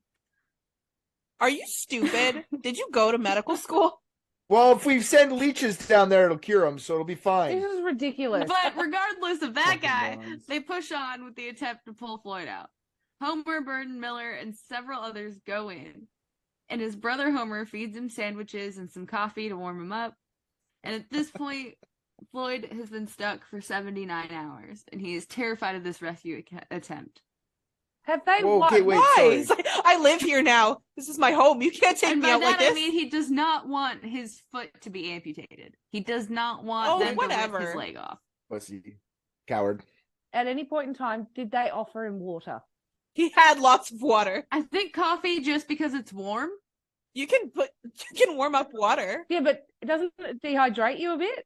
I mean, coffee's just bean water. Well, yeah, exactly. So, but it's bean water that makes you shit a lot. That's why they're giving him the sausage sandwiches to stuff him up again. You know what I mean? His ass was stuffed with sausage. I don't know No, about the this. coffee, could give you diarrhea, and then the sausage could give you constipation. So they're probably thinking it would even itself out. I don't think so. I'm pretty sure they're still thinking about dynamite. Or guns. I have a quick question. Yes. Sorry. So, didn't you say Miller got there about like 65 hours into him being underground or something? Like how long? It was like 71. Yeah. So I mean, now it's like 79. It only took 8 hours for him to get the story back to print to press, and everybody in the country was like pulling Well, for he him had- at like He 79 had done hours. it like these hour markers are just to give you an idea of kind of where we're at. Okay. They're not like Sorry, I just got confused. they're with not that. super exact. It's just the best timeline that I can give you for how it all went down. Like I said, it's kind of I gotcha. jumbled. But I mean, you're right. It would have in 1925. It would have taken more than 8 hours for that shit to spread across the country. But at this point, you've got hundreds of people outside of Sand Cave. Everyone's been talking about it, like since it happened. That's fair. That's fair. Sorry, I was just confused No, for a you're second. fine. That's a great point. That actually kind of makes sense, though, if this is a big tourist area, because they come for the day, they hear about the asshole stuck in the cave, and then they go back to wherever they're from. Right.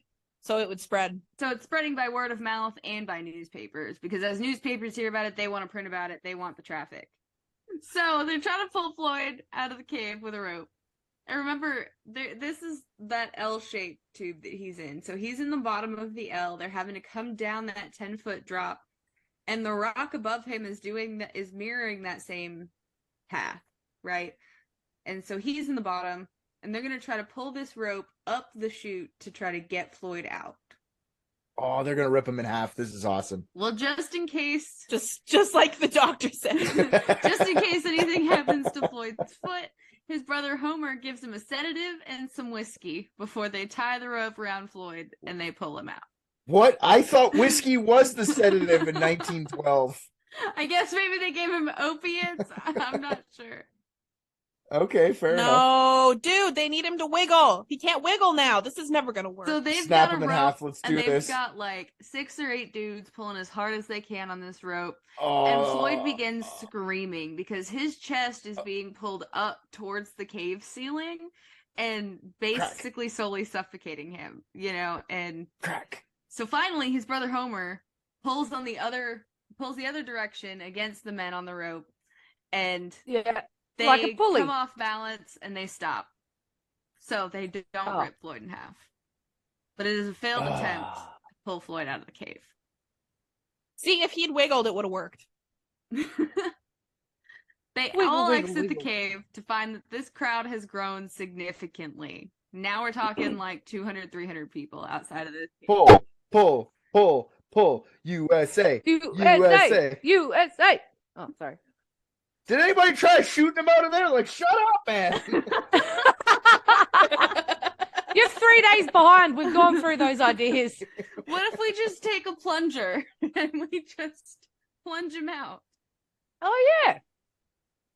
Have they tried pushing him? I don't think they would try pushing. So they come out of the cave, and Homer is greeted by a childhood friend of his and Floyd's named Gerald, who had gone caving with Floyd before and decided that he would come and try to help. So Hey, Jerry. Gerald enters the cave with plan A, which is to dig Floyd out.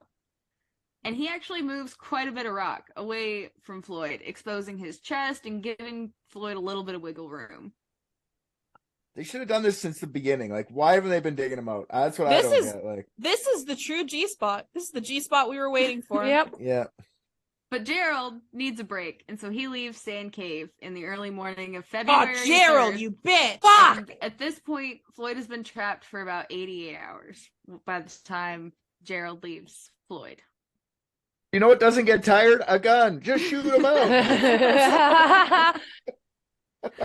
So now that Floyd is slightly loosened up, Burden wants to try another rope pull.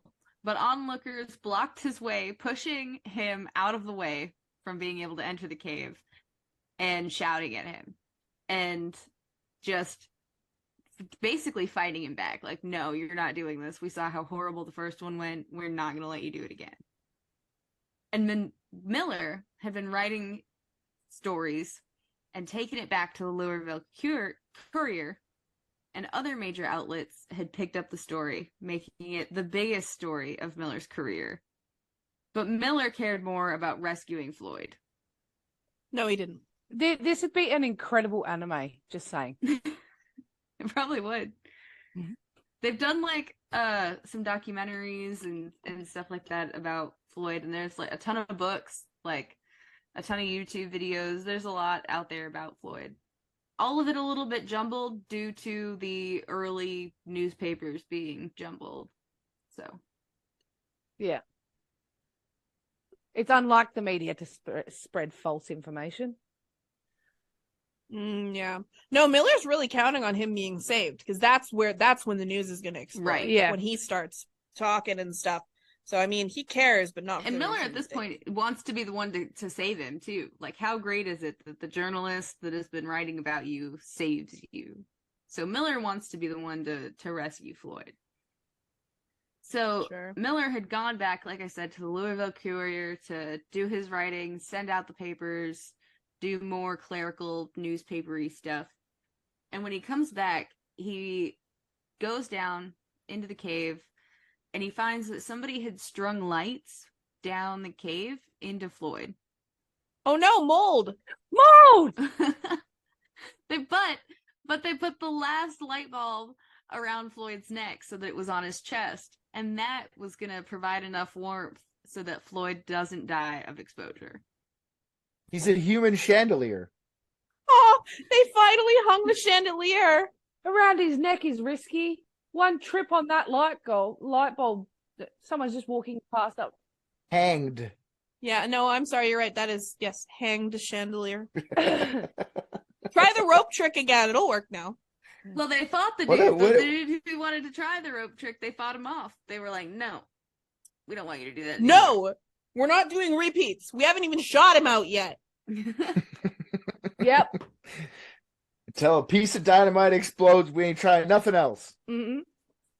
So Miller begins digging more Hi, Tatum. gravel away from Floyd, and he's sending buckets up to other men in an assembly line fashion. And he also brought some food to share with Floyd. And Was it sausage To sandwiches? share? it was not specific, but probably. To share, give him the food. He's been out there for almost 100 hours. You can go without a piece of bread. Oh, really? You think Miller wants even more shit in that hole? I think not. Floyd, now that he is warm and with food, is in a better state of mind to have a conversation. But his And- head's still in minus 12 or 12 degree water or whatever it is. Definitely. Yeah. They- And he's been stuck here Far for out. over 100 hours. Wow. He might lose his ears. He's fine. Yeah, no, his ears are gone. But it is believed that at this point, Floyd says the following to Miller, or at least this is what was reported in the AP Dispatch. I believed I would go to heaven. I can feel that I'm to be taken out alive with both of my feet. I kept thinking what would happen if the rock above me would fall. It caused me to shudder. I kept thinking to drive my mind to something else, but it wasn't much use. I couldn't do much to help those who came to help me, but I knew a lot of people were willing to do all in their power. It gave me courage. Tuesday morning, I thought of Thought to myself, 4 days down here and no nearer freedom than I was on the first day. How will it end? Will I get out? I couldn't think of it. I have faced death before. It doesn't frighten me, but it is so long. Tell them I'm not going to give up. Tell them I'm going to fight and be patient and never forget them. End quote. Huh. And Floyd's story was on every newspaper, every radio station. Churches around the country were holding sermons for Floyd. Congress paused sessions to ask about information on where Floyd's recovery was at. Like, everyone was at the edge of their seat. And as you can imagine, tourism spiked. People were turning their homes into makeshift hotels. Traffic was backed up for miles for a chance to be on the Collins farm. And meanwhile, Miller is still working to free Floyd. And at this point, he has enough room that he can get a crowbar down to the rock that is trapping Floyd's leg.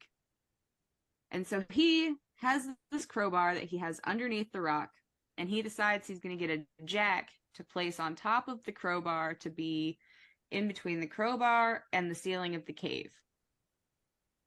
And so when he does this, he realizes he needs some wooden blocks to go underneath the crowbar, and he makes some adjustments, and he moves the rock a little bit, but he keeps going. He keeps trying to do this until, and every time he would attempt, it would all just fall apart. The wooden blocks would move, everything would just pop out of place.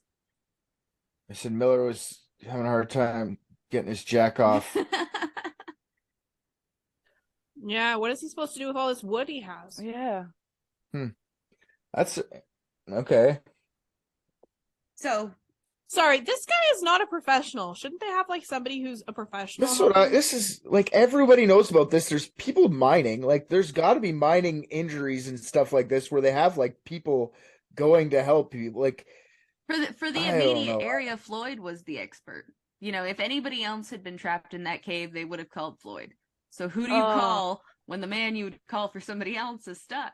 a miner, like somebody not in the South. You call the North. Yeah, they definitely wouldn't have started at Dynamite. This is kind of where they'll start bringing in more experienced people.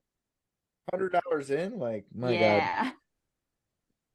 You know what? Maybe we should consult an expert. It's like, yeah, you've been talking about guns for 3 days. 4 days. Yeah, we're at 4 days now. I think we're in over our head here, And guys. after Yeah. Miller's failed jack attempts, they leave. And on their way out, they notice that the ceiling is visibly sagging and that there are new cracks being formed on the cave walls. Oh, terrific. And they emerge to find the National Guard has arrived. Why? And so has the superintendent of the Kentucky Rock Asphalt Company, Henry Carmichael. He is more helpful probably than the National Guard. Yeah. What the fuck experience does the National Guard have with this? The National Guard was sent because at this point, like I said, Congress is pausing sessions. The governor of Kentucky is very invested into what happens to Floyd. Everyone is invested into what is going to happen. Our politicians are with Floyd. distracted. Yes. They're distracted with Sand Cave. And at this point, Floyd's story is so popular that the only other two stories that are making as much noise are the Limbaugh baby kidnapping thing that was happening at the time. Yes. So that was like the only story topping Floyd. I wonder if Floyd's like, fucking baby didn't get taken, I'd be out of here already. This stupid baby doesn't know how to get Floyd kidnapped. probably had He's no all- idea. He probably had no idea that was fucking happening. Oh, guaranteed he did, because they're, like I said, they're very bored and there's lots of people around. They're like, did you hear about the Lindbergh baby? He's like, I'm kind of stuck underground right now. That's true. Oh, Charles Lindbergh's baby just disappeared. Can you disappear me from this cave, please? Yeah. Yeah, you're right. I bet the people that were going down to keep Floyd company, which at this point are only 3 or 4 people, they probably were talking about whatever they could. Or Miller just bitterly shoveling out like, this Lindbergh baby's not taking my story. I'm getting the bigger shot. He's all pissed off at the fucking Lindbergh baby too. So Carmichael is there. He's the Rock Asphalt Company guy. and he sends in a few men to assess the stability of the cave. And these men reach Floyd, but there's not much that they can do before they're forced to leave because they're afraid of a cave-in. They're seeing gravel fall from the ceilings. Things are very unstable. They're watching cracks open up. It doesn't look good. And they make it out just in time to watch rocks fall, blocking the entrance of the squeeze and turning that into a pile of debris. Oh no! A tomb. It's a tomb now. Mm. So now, February not a 4th, tomb. Floyd has been trapped for 118 hours. Miller returns to the cave to find the entrance blocks. He attempts to remove the rubble to get to Floyd, but is injured by another falling rock, and he leaves. Also, at this point, Homer caught the flu, probably from going in and out of the cave where it is cold and wet. He's dead. That's not the flu, baby. That's tuberculosis. Yeah, you're dead. So he's out of the fight right now as far as trying to rescue Floyd. Gerald was panicked. That's the childhood friend. And he was also furious because he had told people that having so many folks at the entrance of the cave with campfires and all of these things would cause a cave-in. And so he felt like that's what had happened. And they pretty much spend the next couple of hours like yelling and fighting with each other between all of these people that were outside of the cave entrance. Real productive. And so with no. Is everyone okay? Yeah, for sure. Sorry, I needed a power No, snap. you're good. So with the help of sorry, what? I was just saying, I'm just sitting here pissed off. No, with this whole thing. People could have helped. Well, people could have fucking made that a lot easier. Like Yeah. a bunch of pickaxes and a bunch of guys. Like, come on. Yeah, I agree. Anyways, So with the help of Carmichael, Gerald forced all the people gawking to leave. yeah. Other Good. men started chopping down trees to make wooden supports for cave walls, while Gerald began removing rubble and trying to reopen the passage to get to Floyd. Finally, Gerald made a big enough hole that he could see the light around Floyd's neck, and then a big enough hole for him to crawl through. Gerald, exhausted but hopeful, left to rest before continuing, and several hours later, Gerald returned to the cave to find the ceiling had once again collapsed in the same place, and he emerged defeated. So now we've had the squeeze blocked by two different cave-ins in the turnaround room. Not enough wood in the squeeze. Wasn't Wow. ready for the wood in the squeeze. So, February 5th, 142 hours, Floyd has been trapped, and the newest rescue plan is to dig down directly above Floyd. And Floyd has become such a celebrity, the governor of Kentucky has decided to see Floyd rescued. To donate a bunch of dynamite to get him out of there. Basically money. The state is like, we're going to throw a ton of money at this problem and hope that you can make it go away.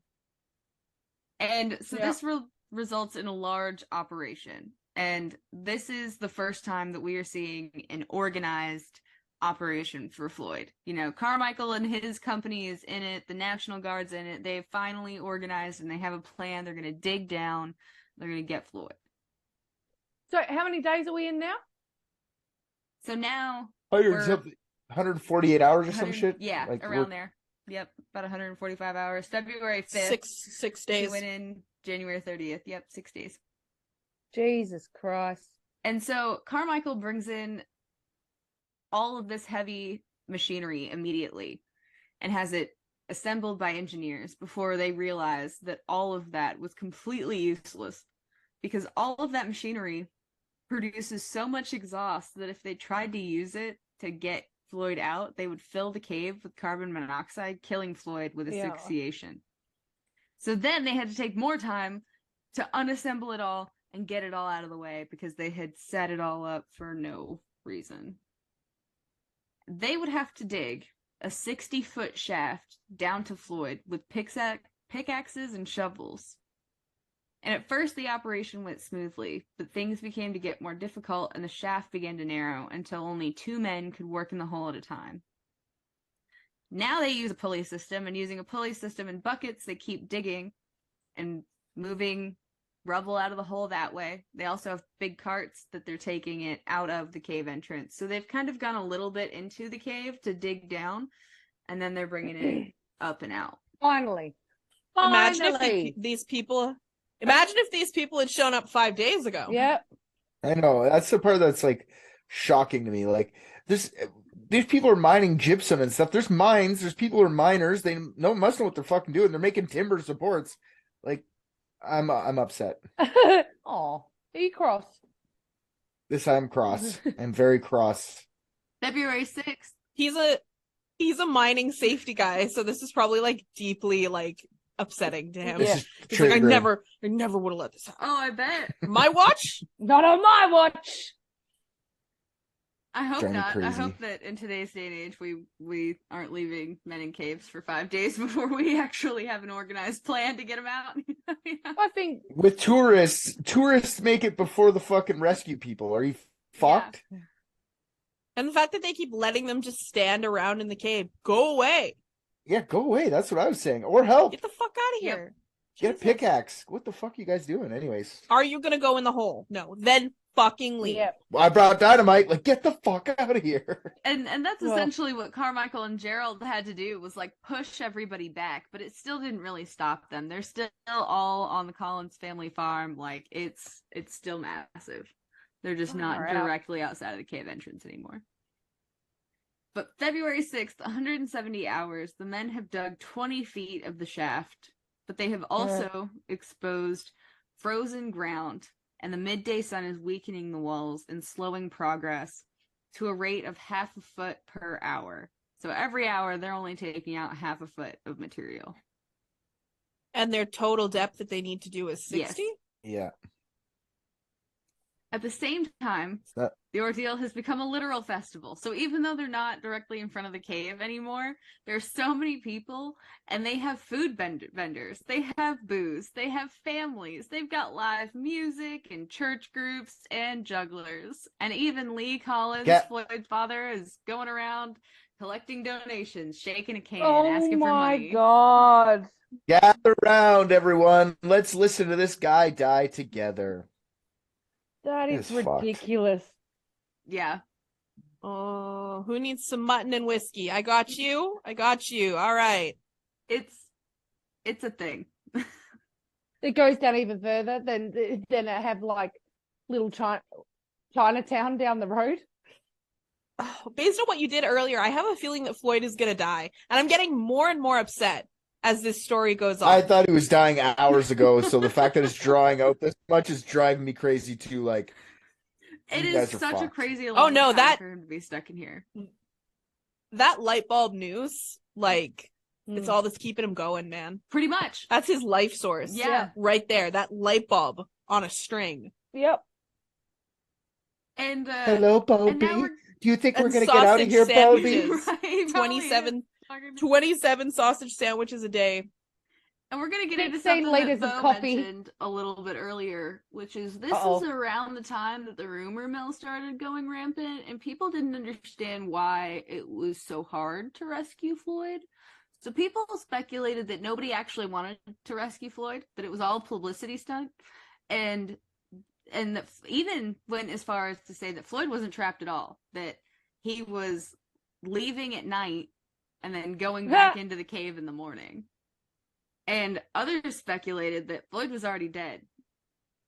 And other people said that he'd been murdered in the cave, that because of the Kentucky Cave Wars, a rival competitor went down into that cave and murdered Floyd.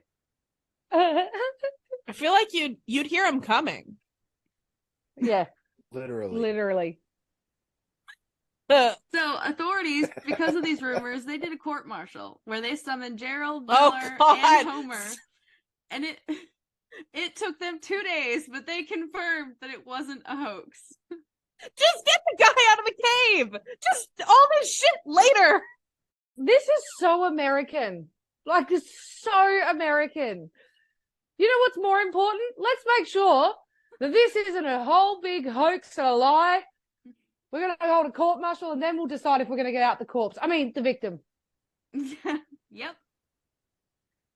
February 8th. Just get the guy out of the cave, man. Yeah. That's priority number one. Mhm. If he's a corpse, though, we can use dynamite, right? Yes. February 8th, 228 hours Floyd has been stuck in this cave, and the digging has slowed to a rate of 4 inches per hour. Approximately, That's what she said. Yeah. Yeah. That's not a lot. they were approximately 24 feet down, and at this point they did try dynamite to help their process, but it didn't work. It didn't help. Oh, who could have seen that coming? And Yeah, and then everybody dispersed. They were like, this is all I was here for, man. Yeah. so Who has 200 hours to just waste on watching a guy die? Like, what are you doing? Go home. Don't you This have is a job? before Netflix, man. If there had been Netflix, he would have just died in that cave like 2 days in. Nobody would have even known he was missing. Mhm. right? And they kept digging, and they kept holding on to the fact that Floyd was still alive. Was he still alive? Are they talking to him? So the light bulb around his neck had copper wiring run down a rope. And bare copper wire can be used to detect small changes in resistance. So an engineer hooked up a radio to the wire to be able to see the fluctuations which were made by Floyd's chest moving up and down. So with a radio, Motherfuck. they could tell that Floyd was still alive. Oh my god. Okay, so you can put like a fucking O2 stat machine on a dude in a hole, but you can't get him out of the cave? Wow. But to be Just fair, get him out of the cave. when they're building, like when they're like hitting the ground, could it just be his chest vibrating from the vibrations of them working near him? Is he floating, perhaps?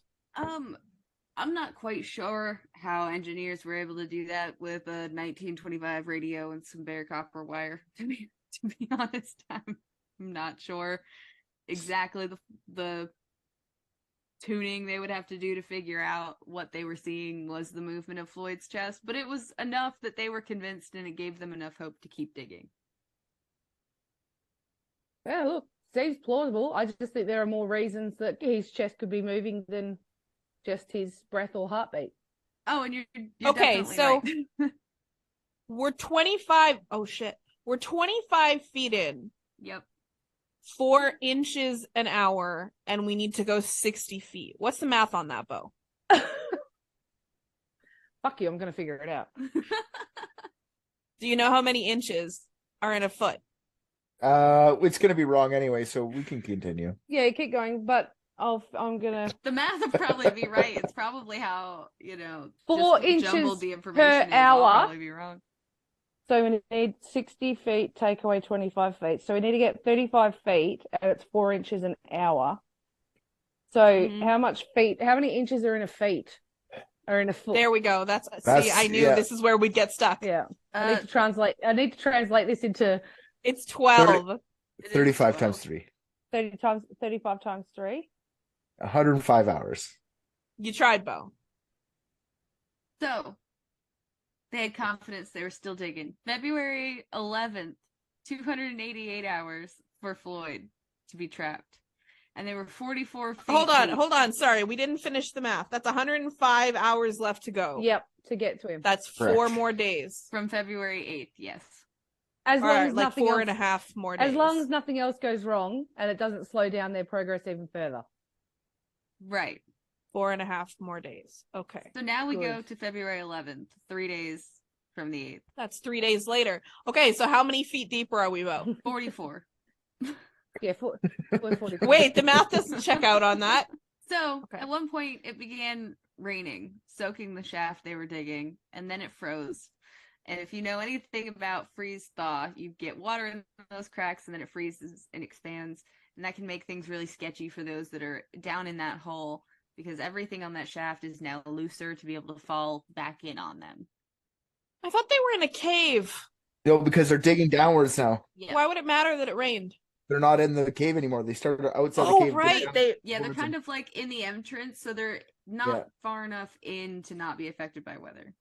I gotcha. Okay, that sucks. They should have put up a fucking tent or something. Yeah. Or just told Right. everyone to help or leave, but whatever. So now we'll go another 3 days. February 14th, 360 hours Floyd has been stuck. Valentine's Day. But the excitement was dying down and their interest was dying. The light bulb had burned out and it was impossible to know if Floyd was still alive. February 16th, 411 hours that Floyd has been trapped. 4 days without heat since the light bulb burned out. 12 days without food or water. Except maybe the water he got from it dripping on his face. Oh, gross. Finally, they reach the 60-foot mark, and one man goes down, and he looks around with a flashlight, and he sees Floyd, and his mouth is hung open, and he's dead. No shit. Shocker. A coroner would have to go down into the cave and examine Floyd and see that he had died of exposure, and they missed him by 3 days.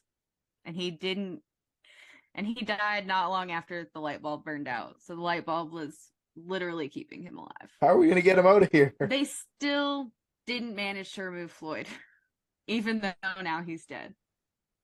They didn't send him a backup light bulb? Like, he could have just twisted out the dead one and put in a... No, they didn't think to... All right. And now they're deeming this operation too risky to get out a dead man. Yeah. Wow. And so they left Floyd in the cave. They just put a glass top on it so people now can like look down where Floyd's dead. Turn on this light bulb. So they were like they Lights. were having signs that were like, come see Floyd's cave, you know, the body of Floyd. But Oh God. this isn't quite where our story ends yet. Because society had a much more morbid curiosity back then, as we know. But the family was understandably upset that Floyd was left in the cave. They, already poor, didn't have a whole lot of options. B. Doyle, who owned the property that Floyd found Sand Cave on, saw this as an opportunity and posted signs along the road saying Floyd Collins' body trapped in Sand Cave, advertising it to tourists for them to take a look down the hole. Even though they weren't really going to see a whole lot.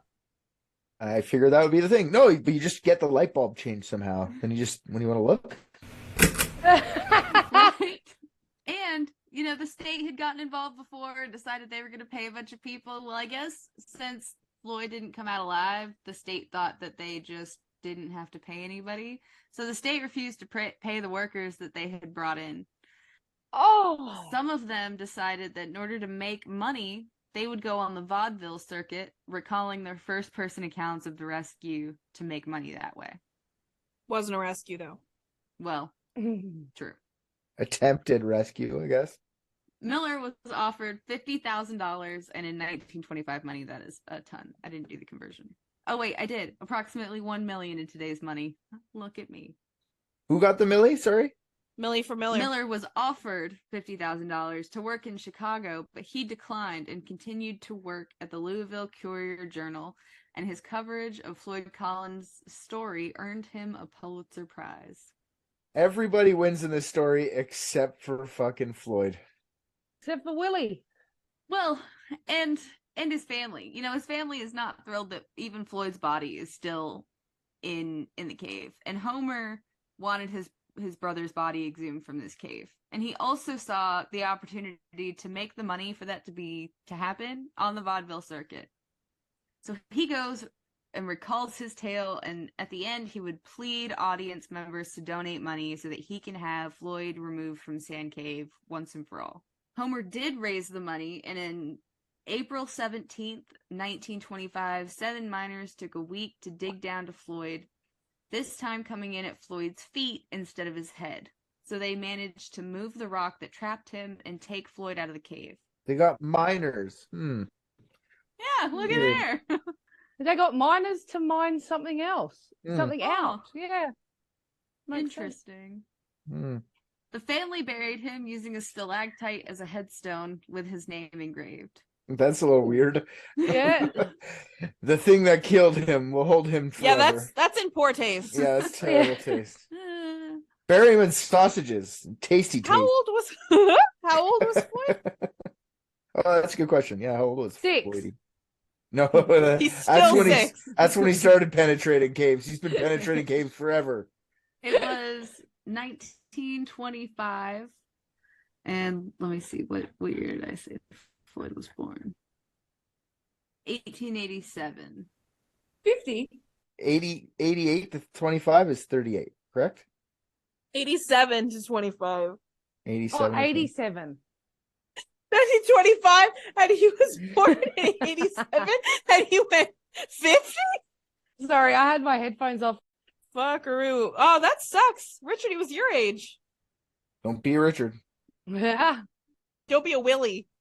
2 years later, the family was struggling, and Lee Collins, Floyd's dad, decides to sell the farm to a dentist, Dr. Harry B. Thomas.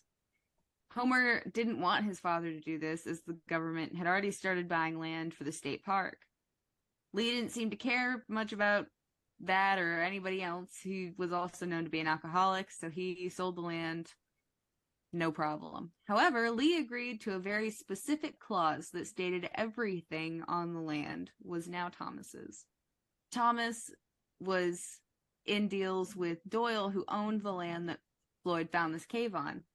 Thomas and Doyle dug up Floyd's body, re-embalmed it, put it in a glass-topped coffin, and put it back in Sand Cave as a tourist attraction. Does it have a little light switch? Did they change the light bulb, put it back, and put a little light switch on it? This is insane. What is wrong with these people? Yeah, you got to make up. The only money you can make in this spot is tourists for caves. So you have to do something. Like I still No. like That was a big thing. People loved looking at dead bodies. They did. Lest we forget Elmer McCurdy. ooh, I don't never. That was a whole thing. So the Collins family was furious, and they tried everything to get Floyd back. They took it to court, but surprisingly, a judge ruled in Thomas's favor because of that one clause that Lee had agreed to. So there was Floyd for another 2 years in the cave. March 1929, someone decided to go retrieve Floyd. They broke the glass on the casket, removed Floyd's body from the cave, and then removed his right leg, which is the leg that had been trapped under the rock. They put the rest of Floyd's body in a bag, and they threw his body into the Green River, escaping with his leg. It was that rock. The rock from the cave came back. And they were like, I'm going to get this fucking leg. What is wrong with these people? Yeah. It's like right when you think it ends, it's like one more thing happens. Is It's the so leg wild. was the leg like left in a storage container? Storage container? The leg's never been recovered. No one knows who it was that did that, and the leg was never It found. was the rock. Richard, you need to go and sort that out. You need to go and find out if that leg. Private dicks. Where's the Private leg? dicks, where's the leg? Where's the leg? And please source it back to the storage container that was then smoked. Please. Yeah, sure. I'll tell you right now. I can tell you the solve right now. I haven't even looked at this at all. But I'll tell you exactly what happened. Where Dingo took that leg, and it's somewhere in a cave, in a different cave, being used as a chew toy for Where Dingo. Yeah, in a different country. Yeah. That's so weird that someone came and took just his leg and then they threw the rest of his body in the river. Yep. Well, they tried. The next day, Thomas contacts police when he notices Floyd's body is gone. The police bring in bloodhounds, and they're given Floyd's scent, and they track him down to the bank where the assailants had attempted to throw him in the river, but the bag got caught up on a bush. Huge bush. Save the day. Yeah, maybe it was a rival cave owner who stole his body and kept his leg.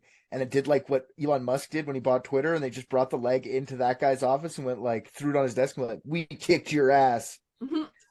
Wow, I love that. I want that to be the truth. But also, did they found the body? So did they get the guys who did it? No, the body snatchers or the leg were never recovered. They never found out who took the body.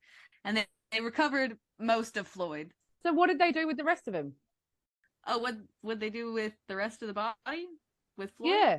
They put him in a metal lid casket. They chained it up. They locked it, and they put it back in the cave for everyone to go see again. Now we can hit it with dynamite.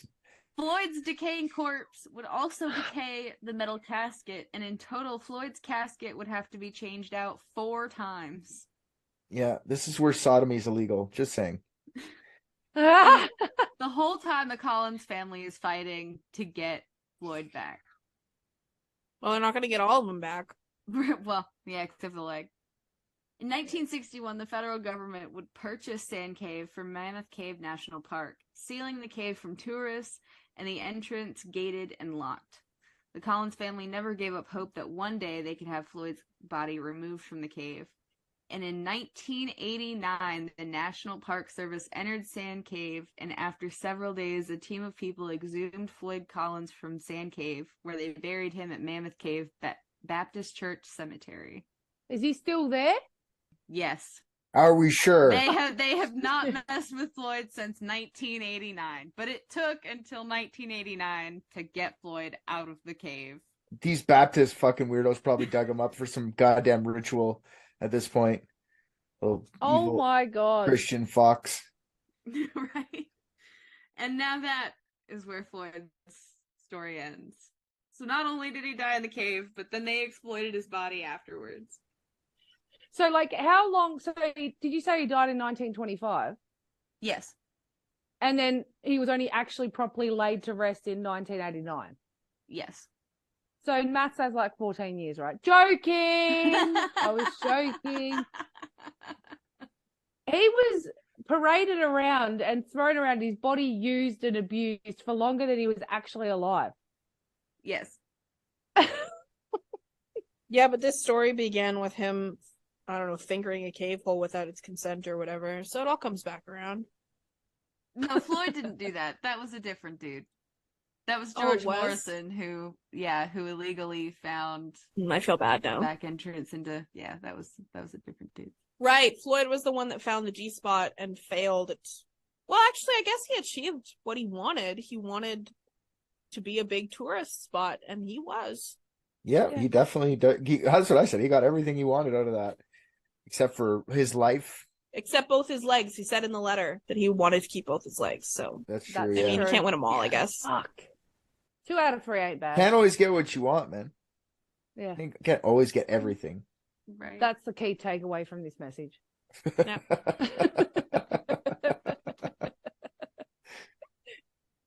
How was the light bulb what kept him alive?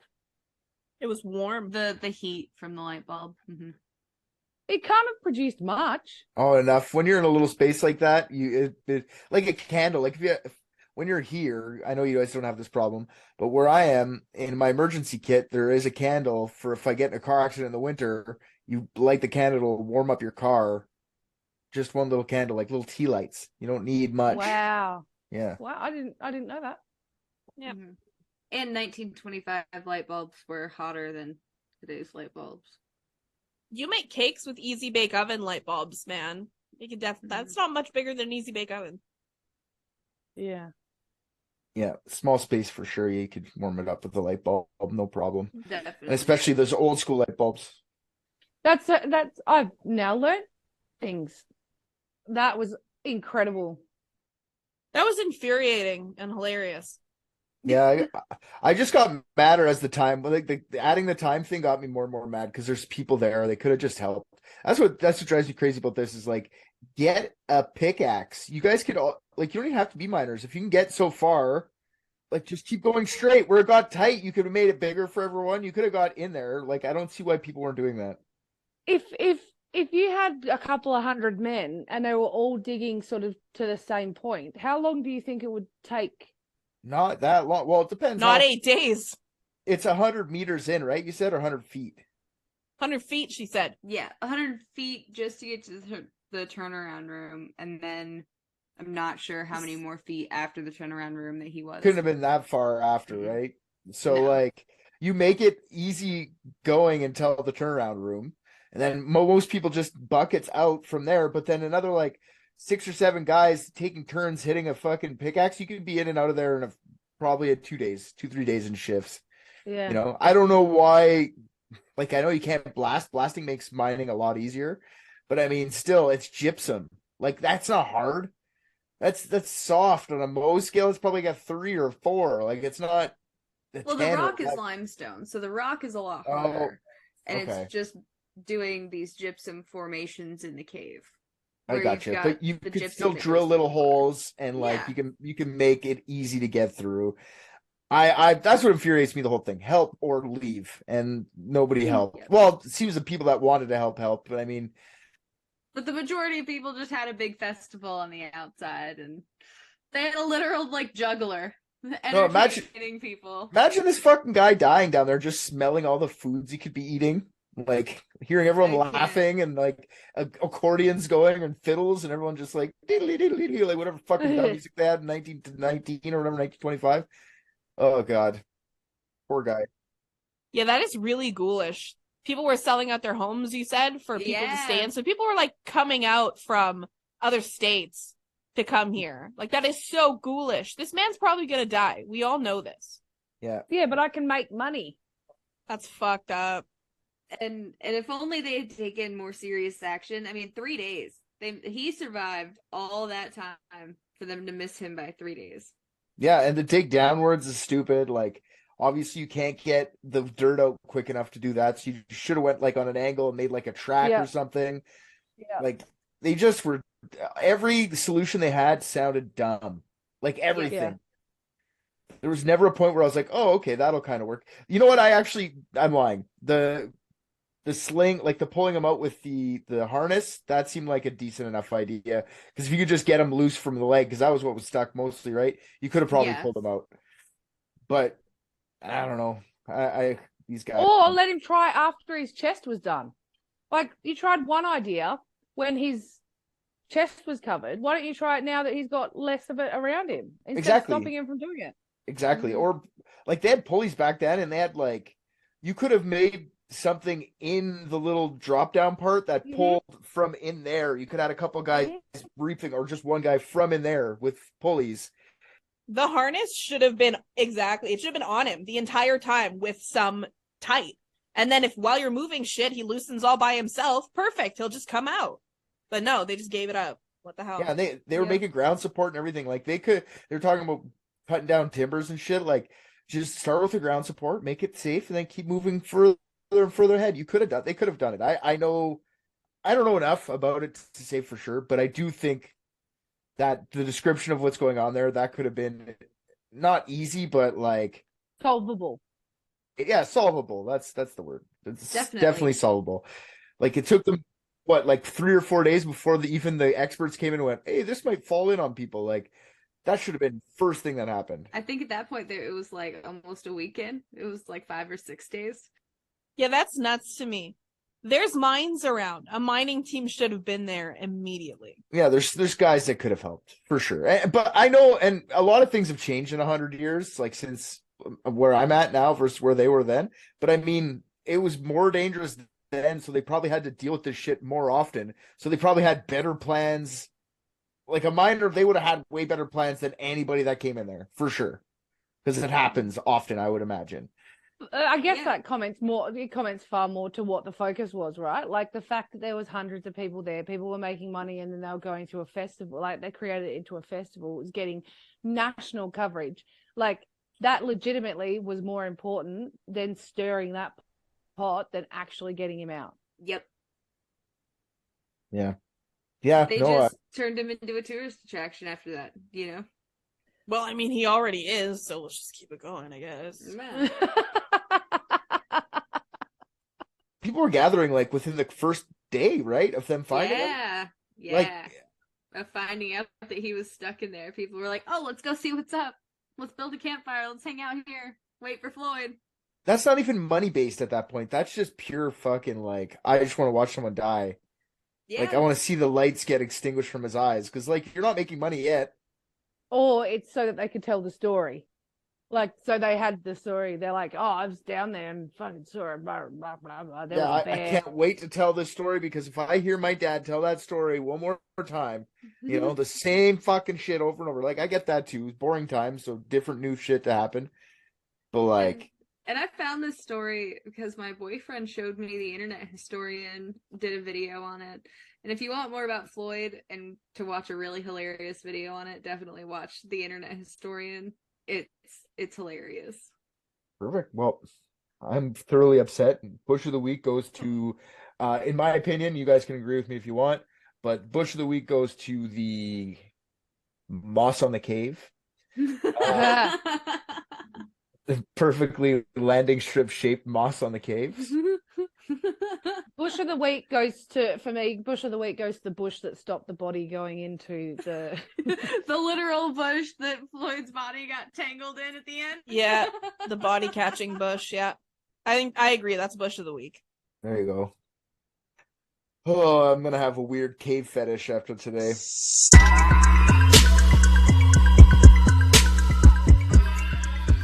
All right, guys. Thank you so much for listening to another episode of Unethical Podcast.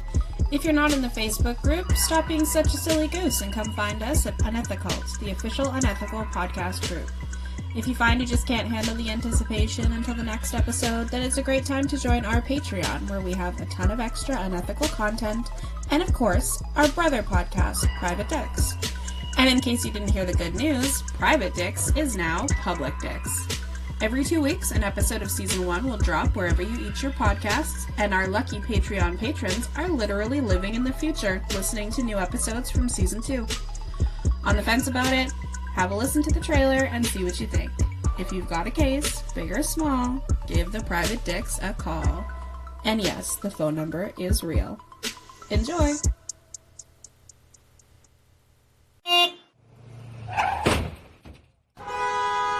Have you got a mystery that needs solving? Where is Amelia Earhart? We know. Who the hell was DB Cooper? Ah, easy. Bermuda Triangle? Probably solve that one next. Here at Private Dicks, we guarantee a mystery solved every episode. That's with a capital G. Every second Friday, the Private Dicks take a client, record their session, and solve the world's greatest mysteries. One by one. Private Dicks solve them, no problem.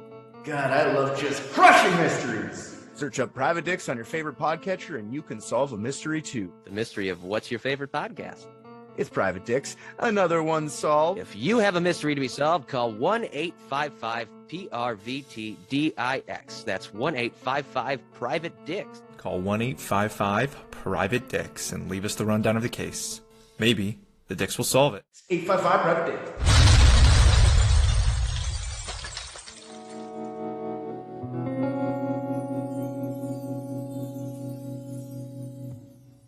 I'm straight when it comes to humans, but fucking gay from old people.